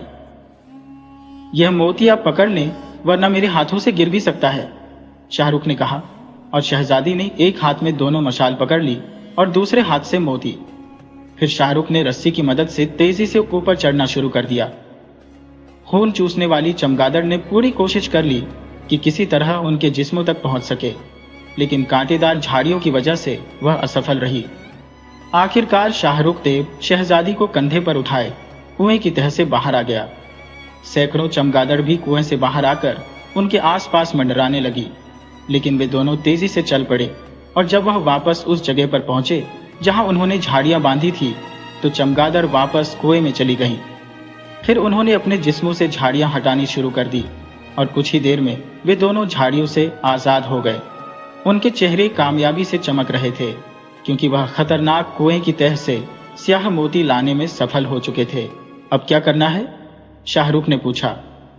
बस अब हमें इस काले समंदर में पहुंचना है, शहजादी ने कहा, और उसने शाहरुख का हाथ पकड़कर उसे आंखें बंद करने के लिए कहा। उसने भी अपनी आंखें बंद कर ली और फिर अंगूठी को आदेश दिया कि वह उन्हें काले समंदर के अंदर काले जजीरे तक पहुंचा दे। लेकिन दूसरे ही क्षण एक आवाज सुनाई दी, जिससे दोनों ने चौंक कर आंखें खोल दी। आवाज अंगूठी में से निकल रही थी, जैसे कोई बच्चा बोल रहा हो। शहजादी साहिबा, मैं आपको समंदर के किनारे तक पहुंचा सकती हूँ, पानी के अंदर मेरी ताकत काम नहीं करती, अंगूठी से आवाज आई। ठीक है, हमें समंदर के किनारे तक पहुंचा दो, शहजादी ने कहा, और एक बार फिर उसने आंखें बंद कर ली। शाहरुख देव ने भी आंखें बंद कर ली और उन दोनों के कदमों तले से जमीन गायब हो गई। माहरुख पलंग पर बैठी बार बार बंद दरवाजे की तरफ देख रही थी, क्योंकि काले जादूगर के आने का वक्त हो गया था। आज उसके चेहरे पर इत्मीनान और सुकून था, क्योंकि ख्वाब में बुजुर्ग बाबा ने उसे काले जादूगर को कैद करने की तरकीब बता दी थी और वह उस पर अमल करने का फैसला कर चुकी थी। ख्वाब में दिखाई देने वाले बुजुर्ग बाबा ने उसे मुख्तसर हिदायत दी थी और उन हिदायतों के मुताबिक अमल करने पर उसे खतरा भी हो सकता था, लेकिन उसने इन मुख्तसर हिदायतों पर ही अमल करने का फैसला कर लिया था। थोड़ी देर बाद उसे दूर से वही बच्चे की आवाजें सुनाई देने लगी, जैसे बच्चे को ज़िबाह किया जा रहा हो और वह तकलीफ में चीख रहा हो। इन आवाजों को सुनकर भी माहिरो खामोश बैठी रही, क्योंकि अब उसे मालूम हो गया था कि यह आवाजें काले जादूगर की आमद की निशानी थी। आवाजें दरवाजे से गुजरकर धीरे धीरे खत्म हो गईं। फिर दरवाजा खुला और काला जादूगर अंदर दाखिल हुआ। तंजिया अंदाज में हंसता हुआ माहरुख की तरफ बढ़ा। जब उसने माहरुख को पहले की तरह उठकर भागते नहीं देखा तो वह हैरत से खड़ा हो गया। उसके चेहरे पर हैरत के तासुर उभरे। माहरुख खामोश और पुरसुकून बैठी हुई थी। क्या बात है, आज तुम कुछ बदली बदली सी नजर आ रही हो? काले जादूगर ने हैरत भरे लहजे में पूछा। मैंने बहुत सोचा है और आखिरकार इस नतीजे पर पहुंची हूं कि मैं तुमसे नहीं लड़ सकती। तुम वाकई ताकतवर जादूगर हो, तुमसे कोई नहीं जीत सकता। अब जबकि मैं यहाँ पहुंच ही गई हूं तो बेहतर यही है कि मैं तुमसे शादी करके यहाँ की मलका बन जाऊं। माहरुख ने बड़े संजीदा लहजे में कहा। ओह, बहुत खूब, तुमने वाकई समझदारी भरा फैसला किया है। मुझसे शादी के बाद तुम न सिर्फ इस महल की बल्कि पूरी दुनिया की मलका बन जाओगी। आओ, उठो, हम अभी शादी करेंगे। काले जादूगर ने इंतहा मुसरत भरे लहजे में कहा। नहीं, इसके लिए तुम्हें 1 माह इंतजार करना पड़ेगा। जब तक मैं 18 साल की नहीं हो जाती मेरी शादी नहीं हो सकती। यह हमारा खानदानी रिवाज है। अगर 18 साल से पहले मेरी शादी हो जाए तो मेरा दूल्हा मर जाएगा और मैं नहीं चाहती कि मैं शादी होते ही बेवा हो जाऊं। माहरुख ने कहा। कोई दूसरा दूल्हा होता तो मर जाता, लेकिन मैं काला जादूगर हूं, मुझे कौन मार सकता है? काले जादूगर ने फख्र भरे लहजे में कहा। क्या तुम मेरी इतनी सी ख्वाहिश का एहतराम नहीं करोगे? माहरुख ने लाड भरे लहजे में कहा। अरे वाह, तुम्हारी ख्वाहिश का एहतराम ना करूंगा तो और किसका करूंगा? और शायद जिंदगी में पहली बार मैं किसी की बात मान रहा हूं, वरना मैं हमेशा अपनी बात मनवाने का आदी रहा हूं। ठीक है, 1 माह बाद शादी कर लूंगा, काले जादूगर ने हंसते हुए कहा और माहरुख खुशी से उछलकर खड़ी हो गई।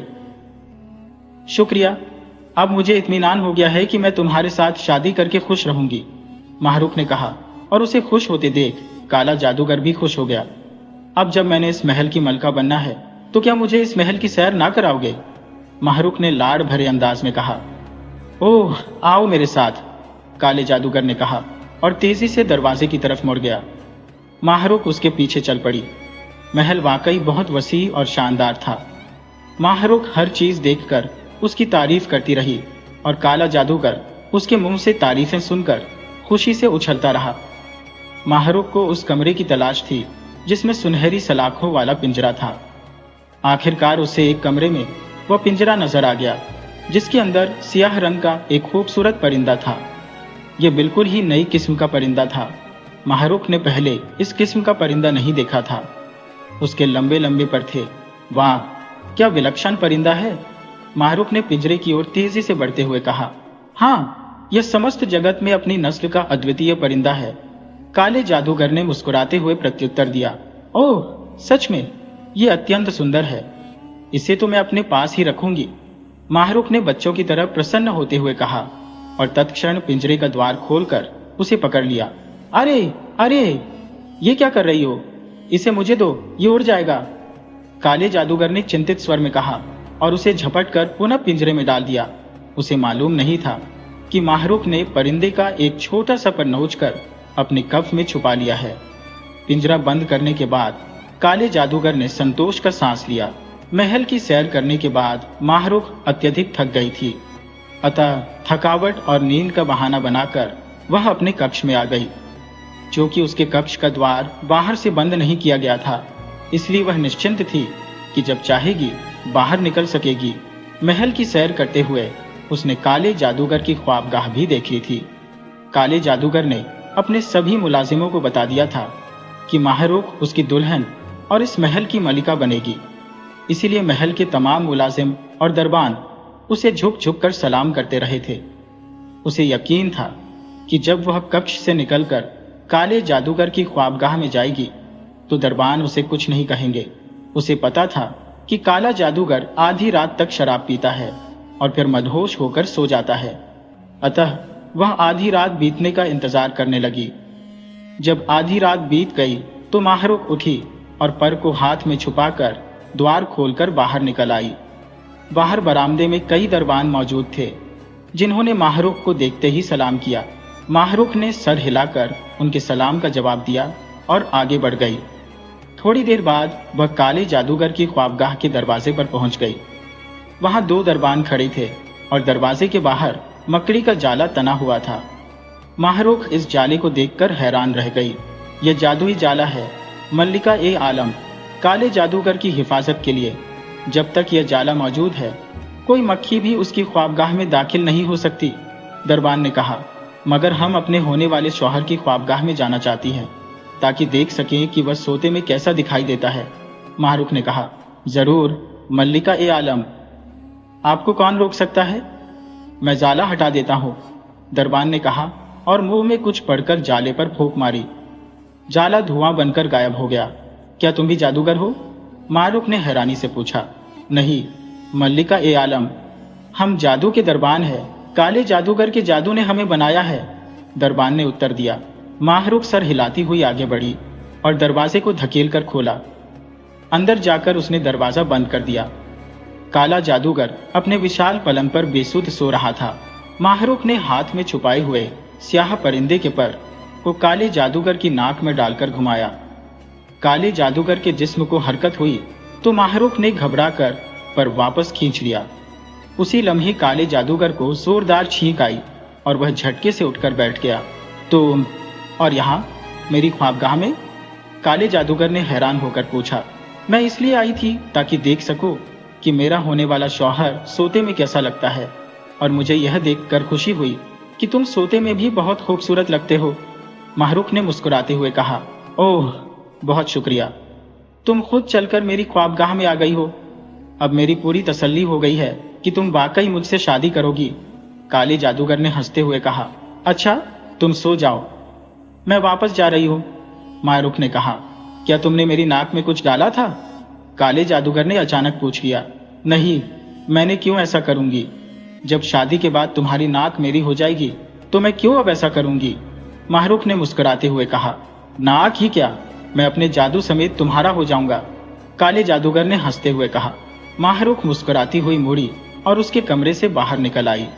एक बार तो उसका दिल किया कि वह सीधे पिंजरे वाले कमरे में जाए, लेकिन फिर उसने इरादा बदल दिया। उसे मालूम था कि काले जादूगर को तुरंत नींद नहीं आएगी और वह होशियार हो जाएगा, जिससे वह उसे पकड़कर किसी अजाब में डाल सकता है। अतः वह अपने कमरे में आई और पलंग पर लेटकर आंखें बंद कर ली। स्याह पर कफ के अंदर छुपा था। थोड़ी देर बाद उसे अचानक नींद आ गई। फिर अचानक ख्वाब में वही बुजुर्ग बाबा दिखाई दिए। उठो बेटी, अगर तुम सोती रही तो काला जादूगर होशियार हो जाएगा। उसे अभी तक समझ नहीं आई कि उसे छींक क्यों आई। वह बेहद वहमी आदमी है और जरा जरा सी बात का ख्याल रखता है। उसने फैसला कर लिया है कि सुबह उठते ही वह जादू के जोर से इस बात का पता लगाएगा। अगर उसने ऐसा कर लिया तो उसे मालूम हो जाएगा कि तुम्हारी नीयत क्या है। इस वक्त वह बेसुध सो रहा है, बुजुर्ग बाबा ने कहा। माहरुख की आंखें खुल गईं। वह झटके से उठकर बैठ गई और नीचे उतरकर दरवाजे की तरफ बढ़ी। दरवाजा खोलकर वह बाहर निकल आई। दरबान ने एक बार फिर उसे झुककर सलाम किया और माहरुख ने सिर हिलाकर उसके सलाम का जवाब दिया।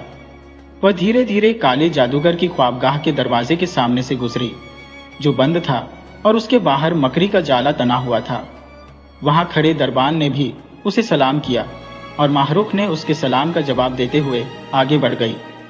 थोड़ी देर बाद वह पिंजरे वाले कमरे में दाखिल हुई। कमरे में वही सुनहरी सलाखों वाला पिंजरा मौजूद था और उसके अंदर स्याह रंग का परिंदा भी था। माहरुख जल्दी से आगे बढ़ी, पिंजरे का दरवाजा खोला और परिंदे को बाहर निकाल लिया। फिर उसने बेदर्दी से परिंदे की गर्दन मरोड़कर उसे फेंक दिया। उसने कफ के अंदर से पर निकालकर उसे पिंजरे के अंदर फेंक दिया और पिंजरे का दरवाजा बंद कर दिया। दूसरे ही क्षण उसे लगा जैसे कोई खौफनाक तूफान आ गया हो। पूरा कमरा इस तरह कांपने लगा जैसे भूकंप में मकान हिलता है और हर तरफ अंधेरा छा गया। अंधेरे में किसी के चीखने और गालियां देने की आवाज सुनाई दी, जैसे कोई आदमी बहुत गुस्से में हो। आवाज पिंजरे की तरफ से आ रही थी। थोड़ी देर बाद अंधेरा छट गया और माहरुख ने देखा कि सुनहरी सलाखों वाले पिंजरे में काला जादूगर छोटा होकर कैद हो चुका था। वह परिंदे जितना छोटा दिख रहा था, लेकिन उसके चेहरे पर गुस्से के आसार साफ थे और उसकी आवाज अभी भी गरजदार थी। ये तुमने क्या किया माहरुख? फौरन पिंजरे का दरवाजा खोलो और मुझे बाहर निकालो, काले जादूगर ने गुस्से से चीखते हुए कहा। मैंने सोचा कि कहीं तुम शादी के लिए जोर न डालना शुरू कर दो, इसीलिए मैंने तुम्हें इस पिंजरे में कैद कर दिया है। जब मैं 18 साल की हो जाऊंगी तब तुम्हें बाहर निकाल दूंगी, माहरुख ने हंसते हुए कहा। नहीं, अभी निकालो, मेरा जादू खत्म हो गया है और अब मैं किसी काम का नहीं रहा, काले जादूगर ने चीखते हुए कहा। अभी तुम यही रहोगे, माहरुख ने कहा और तेजी से मुड़ी और दरवाजे से बाहर निकल आई। काला जादूगर चीखता रहा, लेकिन माहरुख ने उसकी कोई बात न सुनी और दरवाजा बाहर से बंद कर दिया। महल में कोई दरबान नजर नहीं आ रहा था और ना ही कोई सामान। माहरुख समझ गई कि महल असली था, इसलिए कायम रहा, लेकिन दरबान, मुलाजिम और सामान सब जादू के थे और जादू खत्म होते ही गायब हो गए। शहजादी खुश हो गई क्योंकि उसे अब यह डर नहीं था कि कोई मुलाजिम जाकर पिंजरा खोल देगा। सूरज की पहली किरणें फूट रही थी, इसलिए वह महल से बाहर निकल आई और जजीरे पर घूमने लगी।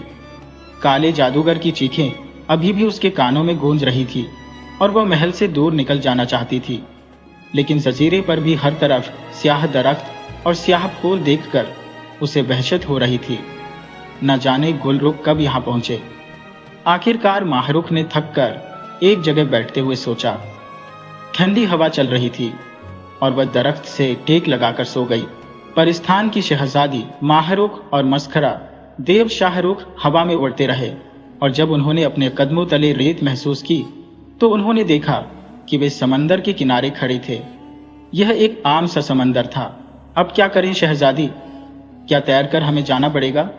यहाँ तो कोई कश्ती भी नहीं है, शाहरुख देव ने कहा। अगर हमने कश्ती में 7 समंदर पार करने की कोशिश की तो वह काला जादूगर मुझसे शादी कर लेगा। अब केवल 2 रातें बची हैं, शहजादी ने मुंह बनाते हुए कहा। मैं उड़ सकता हूँ, लेकिन इतना बड़ा समंदर मैं कैसे पार करूंगा? शाहरुख देव ने परेशान होते हुए कहा। मैं तख्ती से पूछती हूँ, शहजादी ने कहा और चोगे की जेब से तख्ती निकालकर उससे पूछने लगी। कुछ नम हुए बाद तख्ती पर एक तहरीर उभर आई। शहजादी, तुम्हारे गले में नेक बाबा की दी हुई जो तस्बीह है उसमें मुख्तलिफ रंगों के दाने मौजूद है। जिस रंग का समंदर हो उस रंग का दाना तस्बीह से निकालकर समंदर में फेंक दो। जैसे ही दाना समंदर में गिरेगा उसी रंग की एक बड़ी कश्ती समंदर की तह से निकलकर सतह पर आ जाएगी। तुम उस कश्ती पर बैठ जाना और वह कश्ती तुम्हें दूसरे समंदर तक पहुंचा देगी। जो दाना तुमने समंदर के अंदर फेंका होगा वह कश्ती में तुम्हें मिल जाएगा। उसे उठाकर तुम दोबारा तस्बीह में डाल देना। शहजादी ने तहरीर पढ़ ली और तख्ती पहले की तरह साफ हो गई। उसने तख्ती को दोबारा जेब में डाला और गले में मौजूद तस्बीह से नीले रंग का दाना निकालकर समंदर में फेंक दिया। थोड़ी देर बाद समंदर की तह से एक बड़ी कश्ती उभरी जो नीले रंग की थी। कश्ती किनारे पर आकर रुक गई। आओ शाहरुख, शहजादी ने कहा और कश्ती पर सवार हो गई। शाहरुख भी कश्ती में बैठ गया और कश्ती तेजी से समंदर की ओर बढ़ने लगी। शहजादी, मुझे भूख लग रही है, शाहरुख देव ने पेट पर हाथ फेरते हुए कहा। भूख? मगर यहाँ क्या खाओगे? शहजादी ने हैरानी से पूछा। मछलियों से, शाहरुख देव ने कहा और समंदर के अंदर हाथ डाल दिया। पानी की तह में तैरती मछलियां साफ दिखाई दे रही थी। शाहरुख देव ने अपने हाथ से एक विशाल मछली को झपट कर पकड़ लिया और उसे अपने बड़े से मुंह में डालकर निकल गया। शहजादी खामोशी से बैठी उसे इस तरह मछलियां खाते हुए देखती रही। जब तक कश्ती चलती रही शाहरुख देव मछलियां पकड़ पकड़ कर खाता रहा। जाहिर है वह एक देव था, उसका पेट कुछ मछलियां खाकर तो नहीं भर सकता था। वे लोग सारा दिन सफर करते रहे। शाम को कश्ती समंदर के दूसरे किनारे पर जा लगी। उसी समय शहजादी को तस्बीह का वह दाना भी कश्ती में पड़ा हुआ नजर आ गया जो उसने समंदर में फेंका था। उसने वह दाना उठा लिया और दोनों कश्ती से बाहर आ गए। उनके बाहर आते ही कश्ती फिर से समंदर के अंदर गायब हो गई। शहजादी ने तस्बीह गले से निकाली और वह दाना उसके अंदर फिर से डालकर गांठ बांधकर तस्बीह गले में डाल ली। जमीन का यह टुकड़ा दोनों तरफ पट्टी की तरह फैला हुआ था और दूसरी तरफ गहरे हरे रंग का समंदर था। शहजादी साहिबा, हम रात यही न सोकर गुजार ले, शाहरुख देव ने कहा। नहीं, 14वीं की रात आने में बहुत कम वक्त बचा है और अभी हमें 5 रंगों के समंदर पार करने हैं। हमें लगातार सफर करना पड़ेगा, शहजादी ने कहा। शाहरुख देव ने सहमति में सिर हिला दिया। फिर शहजादी ने तस्बीह में से हरे रंग का दाना निकाला और उसे हरे समंदर में डाल दिया। एक बार फिर हरे रंग की कश्ती समंदर की तह से निकल आई और दोनों उस कश्ती पर सवार हो गए। इसी तरह विभिन्न रंगों के समंदर पार करते करते आखिरकार जब वे काले समंदर में स्थित उस जजीरे तक पहुंचे तो 14वीं की रात आधी से ज्यादा बीत चुकी थी। ओह, कहीं उस नामुराद काले जादूगर ने महारुख से जबरदस्ती शादी न कर ली हो, जजीरे पर चढ़ते हुए शहजादी ने चिंतित लहजे में कहा। हाँ, हो सकता है, शाहरुख देव ने कहा। और वे दोनों इस अजीबोगरीब जजीरे पर चलते हुए आगे बढ़ते गए। 14वीं का चांद आसमान पर चमक रहा था, इसलिए हर तरफ चांदनी फैली हुई थी। चांद की रोशनी से उन्हें पूरा जजीरा साफ दिखाई दे रहा था, वरना तो शायद काले रंग की हर चीज होने की वजह से वहां अंधकार छाया होता। वे सारी रात जजीरे पर घूमते रहे, लेकिन कहीं भी उन्हें काले जादूगर का काला महल नजर नहीं आया। कहीं हम किसी गलत जजीरे पर तो नहीं आ गए? शहजादी ने चिंतित होकर पूछा। लगता तो ऐसा ही है, शाहरुख देव ने भी सहमति में सिर हिलाते हुए कहा। ओह, अब तो सुबह होने वाली है और 14वीं की रात भी गुजर गई। हमारी सारी मेहनत बेकार चली गई, शहजादी ने निराश होकर कहा।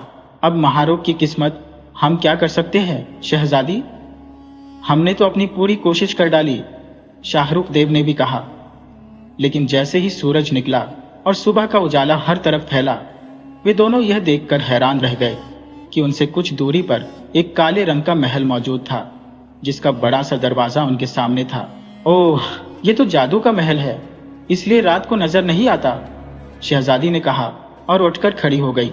काला जादूगर अंदर होगा शहजादी, वह हमें जादू से पत्थर बना देगा, शाहरुख देव ने कहा। नहीं, मेरे गले में नेक बुजुर्ग बाबा की तस्वीर है, मुझ पर उसका जादू नहीं चल सकता, इसलिए तुम बाहर ठहरो, मैं अकेली ही अंदर जाऊंगी, शहजादी ने कहा। नहीं शहजादी, मैं आपको अकेले नहीं जाने दूंगा। मैंने आपके वालिद बादशाह परिस्तान से वादा किया है कि आपको अकेला नहीं छोड़ूंगा, शाहरुख ने कहा। तो फिर तुम कैसे अंदर जाओगे? शहजादी ने पूछा। मैं जानवर बन जाता हूँ।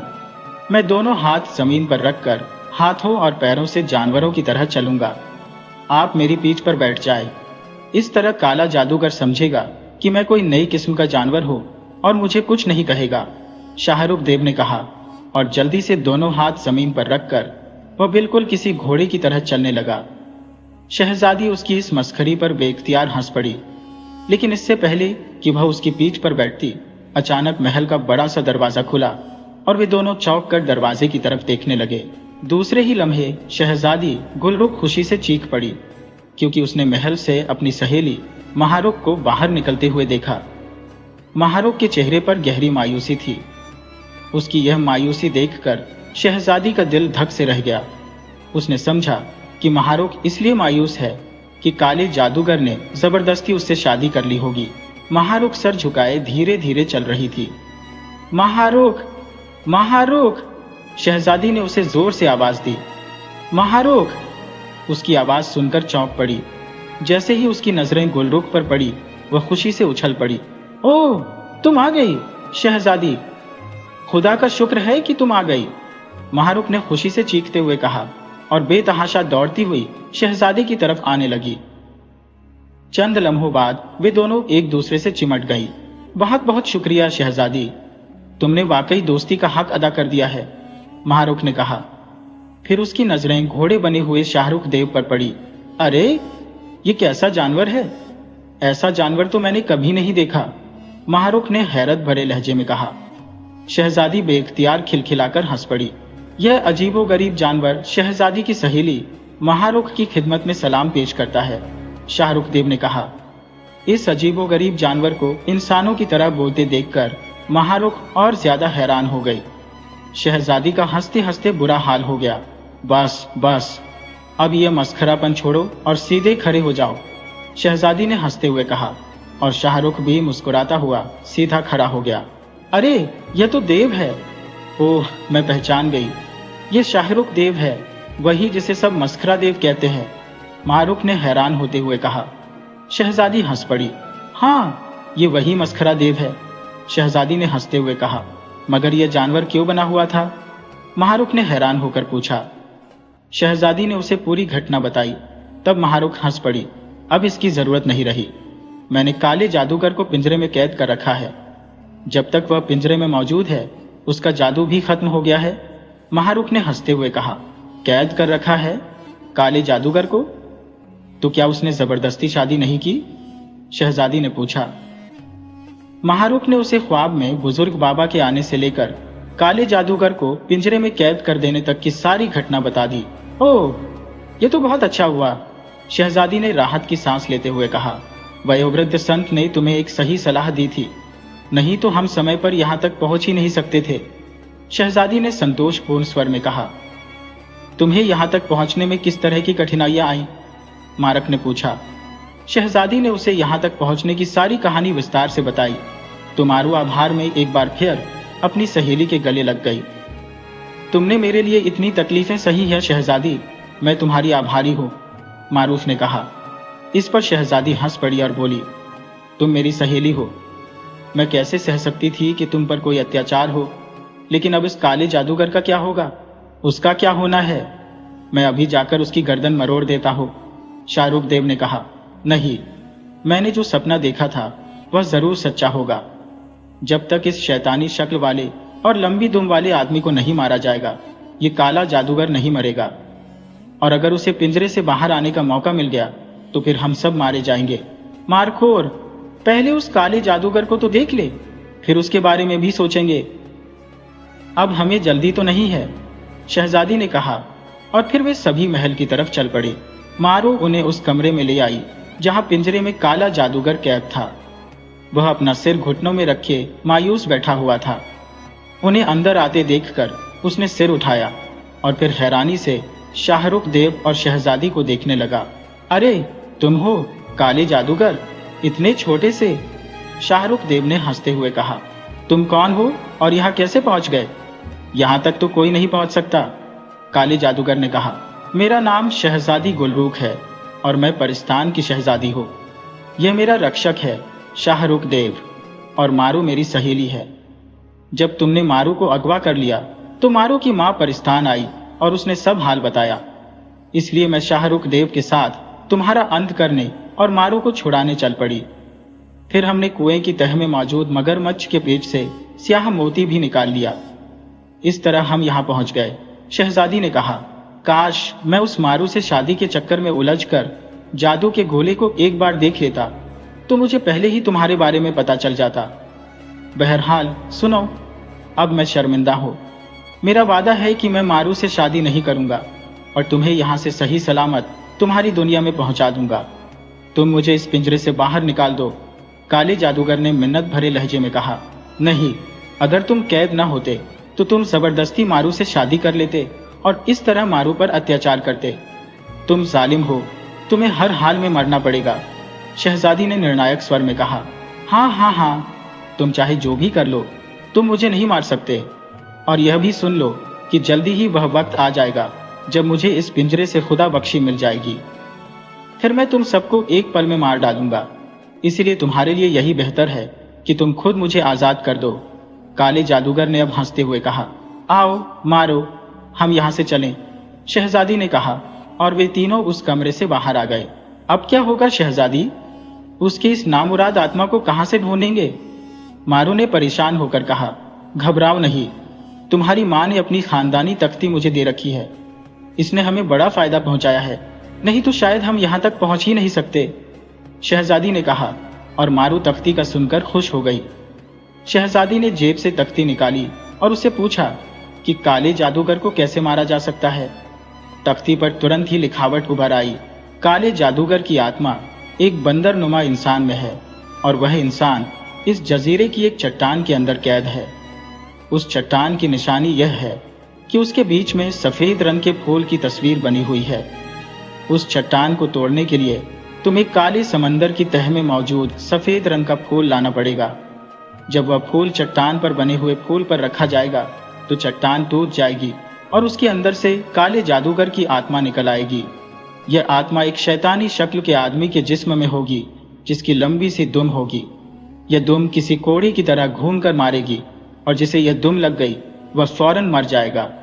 अगर उसकी दुम काट दी जाए और उस कटे हुए हिस्से पर कुएं की तह में मौजूद मगरमच्छ के पेट से निकला हुआ स्याह मोती रख दिया जाए तो मोती उस जख्म से चिमट जाएगा और उस आत्मा का खून चूसना शुरू करके बड़ा होता जाएगा। जब वह सारा खून चूस लेगा तो खुद ब खुद नीचे गिर पड़ेगा। फिर उस मोती के अंदर मौजूद आत्मा का खून अगर काले जादूगर के जिस्म पर निचोड़ दिया जाए तो काले जादूगर के शरीर में आग लग जाएगी और वह फौरन ही जलकर राख हो जाएगा। यह भी ध्यान रखा जाए कि जैसे ही काले समंदर से मिलने वाला फूल चट्टान पर बने हुए फूल पर रखा जाएगा, काला जादूगर सुनहरी सलाखों वाले पिंजरे से बाहर आ जाएगा और उसका जादू भी बहाल हो जाएगा। लेकिन चूंकि उसकी आत्मा चट्टान से बाहर आ चुकी होगी, इसलिए उसका जादू महल के अंदर ही काम करेगा, महल से बाहर काम नहीं करेगा।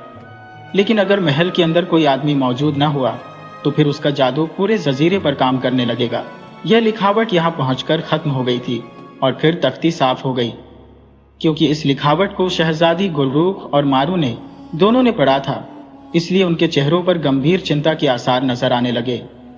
शाहरुख देव चूंकि पढ़ नहीं सकता था, इसलिए वह इन दोनों के चेहरों को देखकर परेशान हो गया।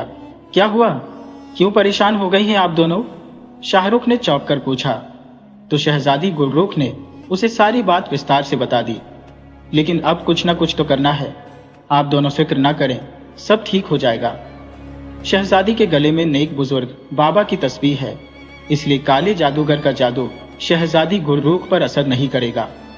जहां तक मारू का ताल्लुक है, चूंकि काले जादूगर ने उससे शादी करने का ऐलान कर चुका है, इसलिए अब वह उसे भी अपने जादू से नुकसान नहीं पहुंचा सकता। ये जादू का कानून है। रह गया मैं तुम दोनों से अलग हो जाता हूं। हम अलग अलग काम करेंगे और उस काले जादूगर को पराजित कर देंगे। शाहरुख देव ने कहा। क्या काम करेंगे? विस्तार बताओ, शहजादी गुलरूख ने कहा। आप दोनों महल के अंदर जाएं। मैं समंदर में गोता लगाता हूँ और फूल ढूंढ कर ले आता हूँ। एक तो मैं देव हूँ, मेरे शरीर में अपार शक्ति है, इसलिए मैं आसानी से समंदर की तही में उतर सकता हूँ और वहां से फूल भी ला सकता हूँ। फूल लाकर मैं उस चट्टान को तोड़ूंगा और उस आत्मा को पकड़कर उसकी दुम काट दूंगा। वह काला मोती शहजादी मुझे दे जाएंगी। मैं उस काले मोती को उस रूह की दुम के जख्म पर लगा दूंगा। वो उसका खून चूस लेगा तो मैं उसे उठाकर महल में ले आऊंगा। इस दौरान काला जादूगर आजाद हो जाएगा। तुम दोनों ने बस यही करना है कि जब तक मैं महल में नहीं आ जाता, तुम दोनों महल के बाहर नहीं जाना, चाहे काला जादूगर जो भी कोशिश कर ले, क्योंकि अगर तुम दोनों महल से बाहर निकल गए तो महल खाली हो जाएगा और उसका जादू पूरे द्वीप पर काम करने लगेगा। शाहरुख ने विस्तार से बताते हुए कहा। तुम्हारी तरकीब अच्छी है, लेकिन जैसे ही तुम महल में प्रवेश करोगे, काला जादूगर तुम पर जादू करके वह मोती छीन लेगा। फिर वह कैसे मरेगा? शहजादी ने कहा। आप इसकी चिंता न करें, मैं ऐसी तरकीब से महल में प्रवेश करूंगा कि काले जादूगर को उसका पता भी नहीं चलेगा। शाहरुख देव ने उन्हें आश्वासन दिलाते हुए कहा। ठीक है, पहले वह चट्टान तो ढूंढ ले। वह चट्टान न जाने कहाँ होगी। शहजादी ने कहा। वो चट्टान मैंने देखी हुई है, अलबत्ता मुझे मालूम न था कि इस चट्टान के अंदर वह अभागी रूह बंद है। मैंने तो काले चट्टान पर बने सफेद फूल को देखकर कुदरत के इस अजूबे पर हैरान हुई थी। माहरूख ने कहा। सभी बहुत खुश हुए और फिर माहिरुख की रहनुमाई में वो एक द्वीप के हिस्से पर पहुंचे। वहां चट्टानों के बीच में वह चट्टान मौजूद थी जिस पर सफेद रंग का एक छोटा सा फूल बना हुआ था। शाहरुख देव उस फूल को ध्यान से देखता रहा। अब तुम समुद्र में उतरकर फूल ले आओ, तब तक हम दोनों यहीं बैठकर तुम्हारा इंतजार करेंगी, शहजादी गुलरूख ने शाहरुख देव से कहा। शाहरुख देव ने सर हिलाया और समुद्र की ओर बढ़ गया। अगले ही पल उसने समुद्र में छलांग लगाई और दोनों सहेलियां वहीं चट्टान के पास बैठकर शाहरुख देव की वापसी का इंतजार करने लगी। अगर काला जादूगर कोई खूबसूरत नौजवान होता तो क्या तुम फिर भी उससे शादी करने से इनकार कर देती? शहजादी गुलरूख ने अपनी सहेली माहरूख को छेड़ते हुए कहा। अगर वह शहजादा भी होता तब भी मैं उससे शादी न करती, क्योंकि मुझे जादूगरों और जादू से सख्त नफरत है, माहरूख ने मुंह बनाते हुए जवाब दिया। शहजादी गुलरूख हंसी और फिर काफी देर तक वो दोनों एक दूसरे से बातें करती रही। फिर अचानक समुद्र की ओर देखने लगी। उन्होंने देखा कि शाहरुख देव चट्टानों को पार करते हुए उनकी तरफ आ रहा था। वे खुश हो गईं, क्योंकि शाहरुख के हाथ में सचमुच सफेद रंग का छोटा सा फूल था, बिल्कुल वैसा ही फूल जैसा कि उस चट्टान पर बना हुआ था। बड़ी जल्दी मिल गया फूल? शहजादी गुलरूख ने कहा। हाँ शहजादी, वहां समुद्र की गहराई में बहुत सारे फूल मौजूद है। मसला सिर्फ तह तक पहुंचने का था। यहाँ समुद्र इतना गहरा है कि किसी इंसान के लिए तह तक पहुंचना नामुमकिन है। मुझे, एक देव को भी बहुत हिम्मत करनी पड़ी, तभी मैं तह तक पहुंच सका। शाहरुख देव ने कहा।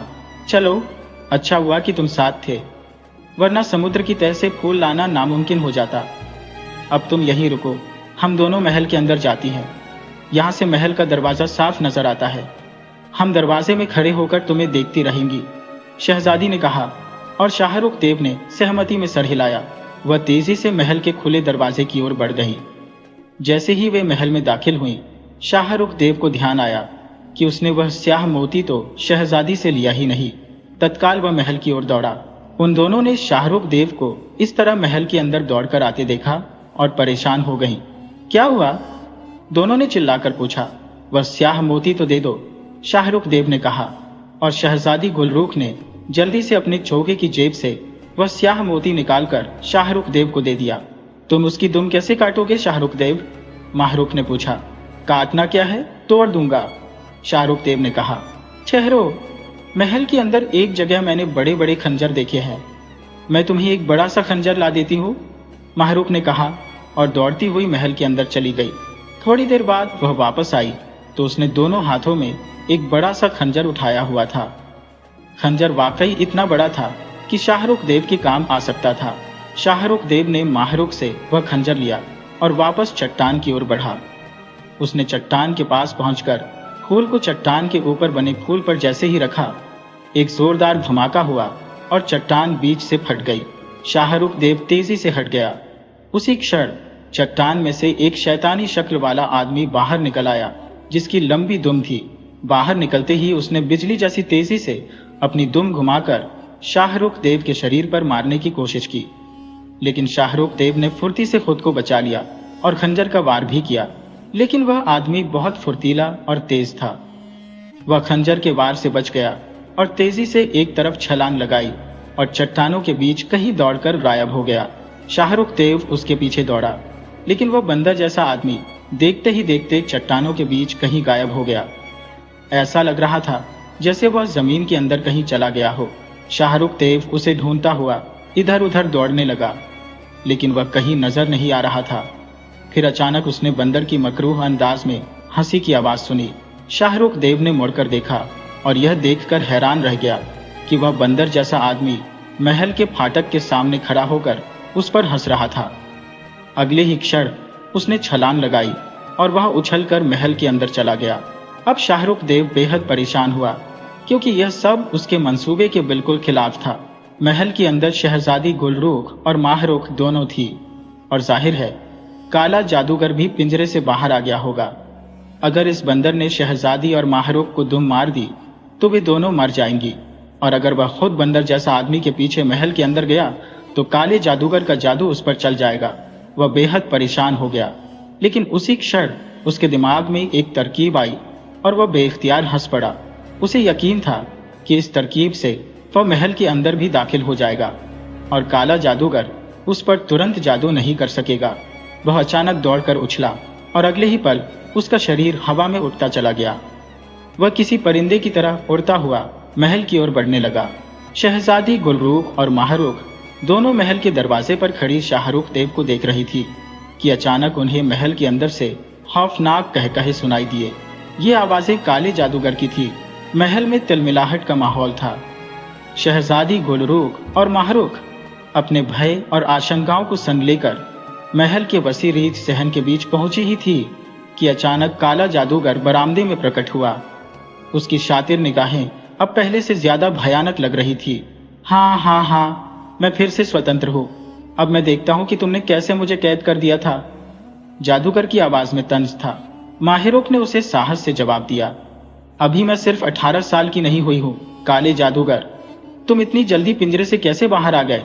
लेकिन जादूगर ने उसके ताने पर ध्यान नहीं दिया। अब मैं तुम्हारे जाल में नहीं फंसने वाला। तुमने मुझे धोखा दिया है माहरुख। अब मैं तुम्हारे साथ विवाह का इरादा छोड़ता हूं। तभी उसने हाथ हिलाया और माहरुख पत्थर की तरह स्थिर हो गई। लेकिन शहजादी गुलरूख पर कोई असर नहीं हुआ, क्योंकि उसके गले में नेक बुजुर्ग बाबा की तस्बीह थी। यह देखकर जादूगर चौंक गया। तभी शहजादी गुलरूख के कानों में पीछे से एक शैतानी कहकहे की आवाज आई। वह मुड़ी और देखा कि महल में एक बंदरनुमा आदमी, जिसकी लंबी सी दुम थी, दौड़ता हुआ उनकी ओर बढ़ रहा था। उसने शहजादी पर हमला किया, लेकिन शहजादी ने फुर्ती से छलांग लगाई और एक तरफ हो गई। हाँ हाँ, मार डालो इसे, इस पर मेरा जादू असर नहीं कर रहा, जादूगर ने चिल्लाया। उस बंदरनुमा आदमी ने फिर से हमला किया, लेकिन शहजादी डर के मारे दौड़ पड़ी। अचानक आकाश से एक तेज गूंज सुनाई दी और शाहरुख देव बिजली जैसी तेजी से नीचे उतरा। उसने बंदरनुमा आदमी को पकड़ा और महल के दरवाजे से बाहर भागा। काला जादूगर भी उसके पीछे दौड़ा, लेकिन शहजादी गुलरूख बीच में आ गई। जादूगर ने उसे धक्का देने की कोशिश की, लेकिन शहजादी ने उसे जोर से लात मारी और वह चीखता हुआ फर्श पर गिर पड़ा। पकड़ लो इसे, जादूगर चिल्लाया और अचानक महल के दरबान तलवारें लहराते हुए प्रकट हुए। उन्होंने शहजादी को कमंद डालकर पकड़ लिया।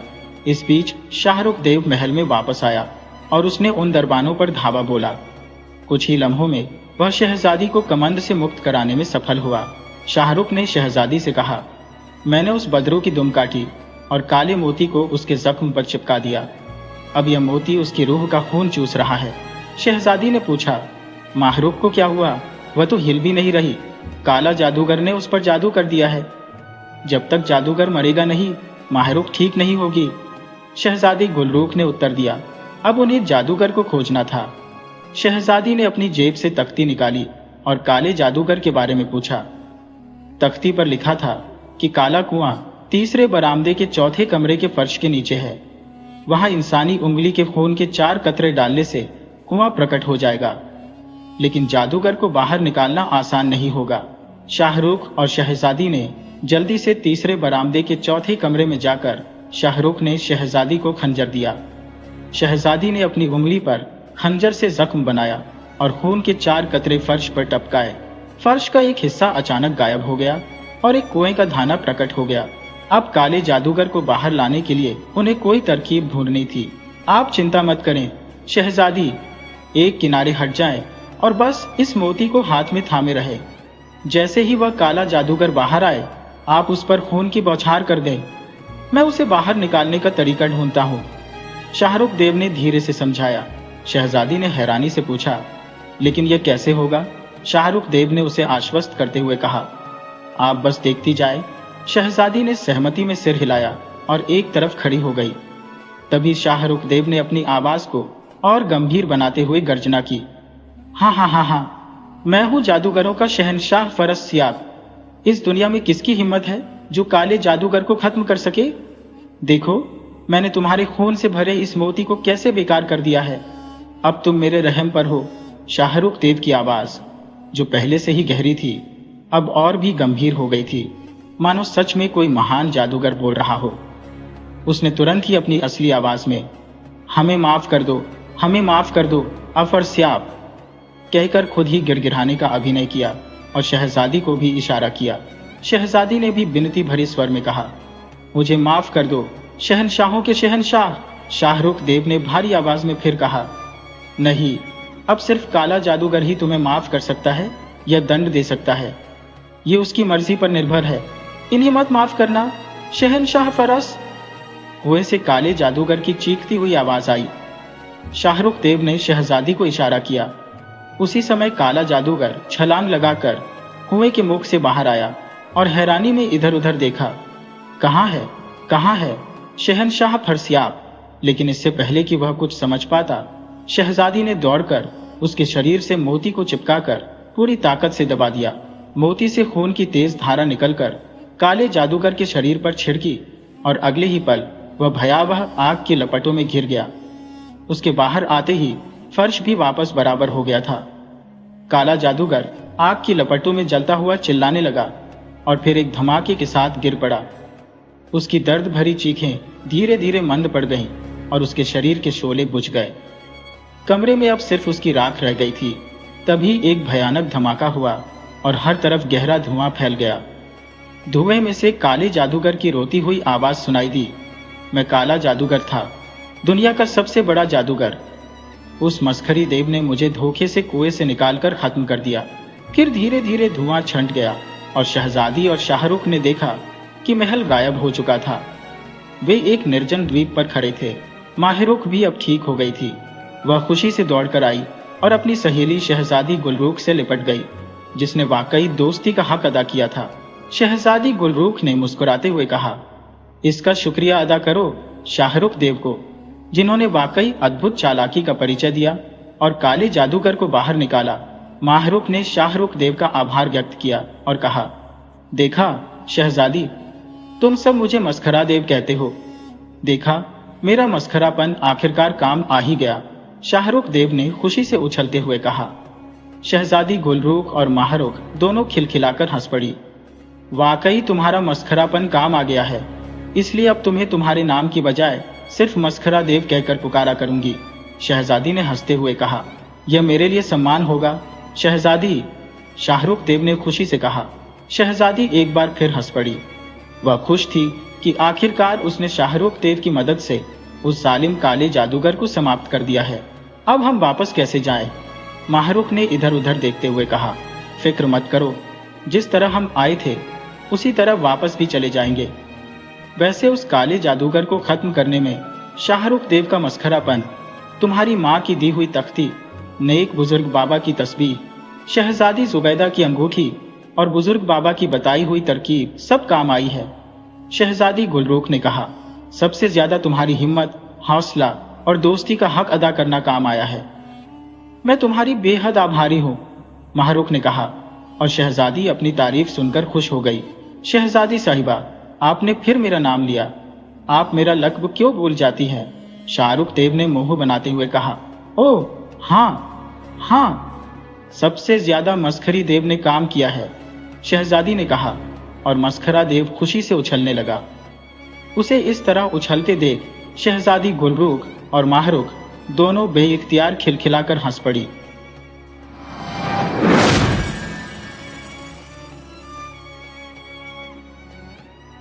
वीडियो अच्छी लगी हो तो इसे लाइक करें और ऐसी ही मज़ेदार कहानियों के लिए चैनल को सब्सक्राइब करें और बेल आइकन दबाएं। ज़्यादा से ज़्यादा अपने दोस्तों को शेयर करें। धन्यवाद।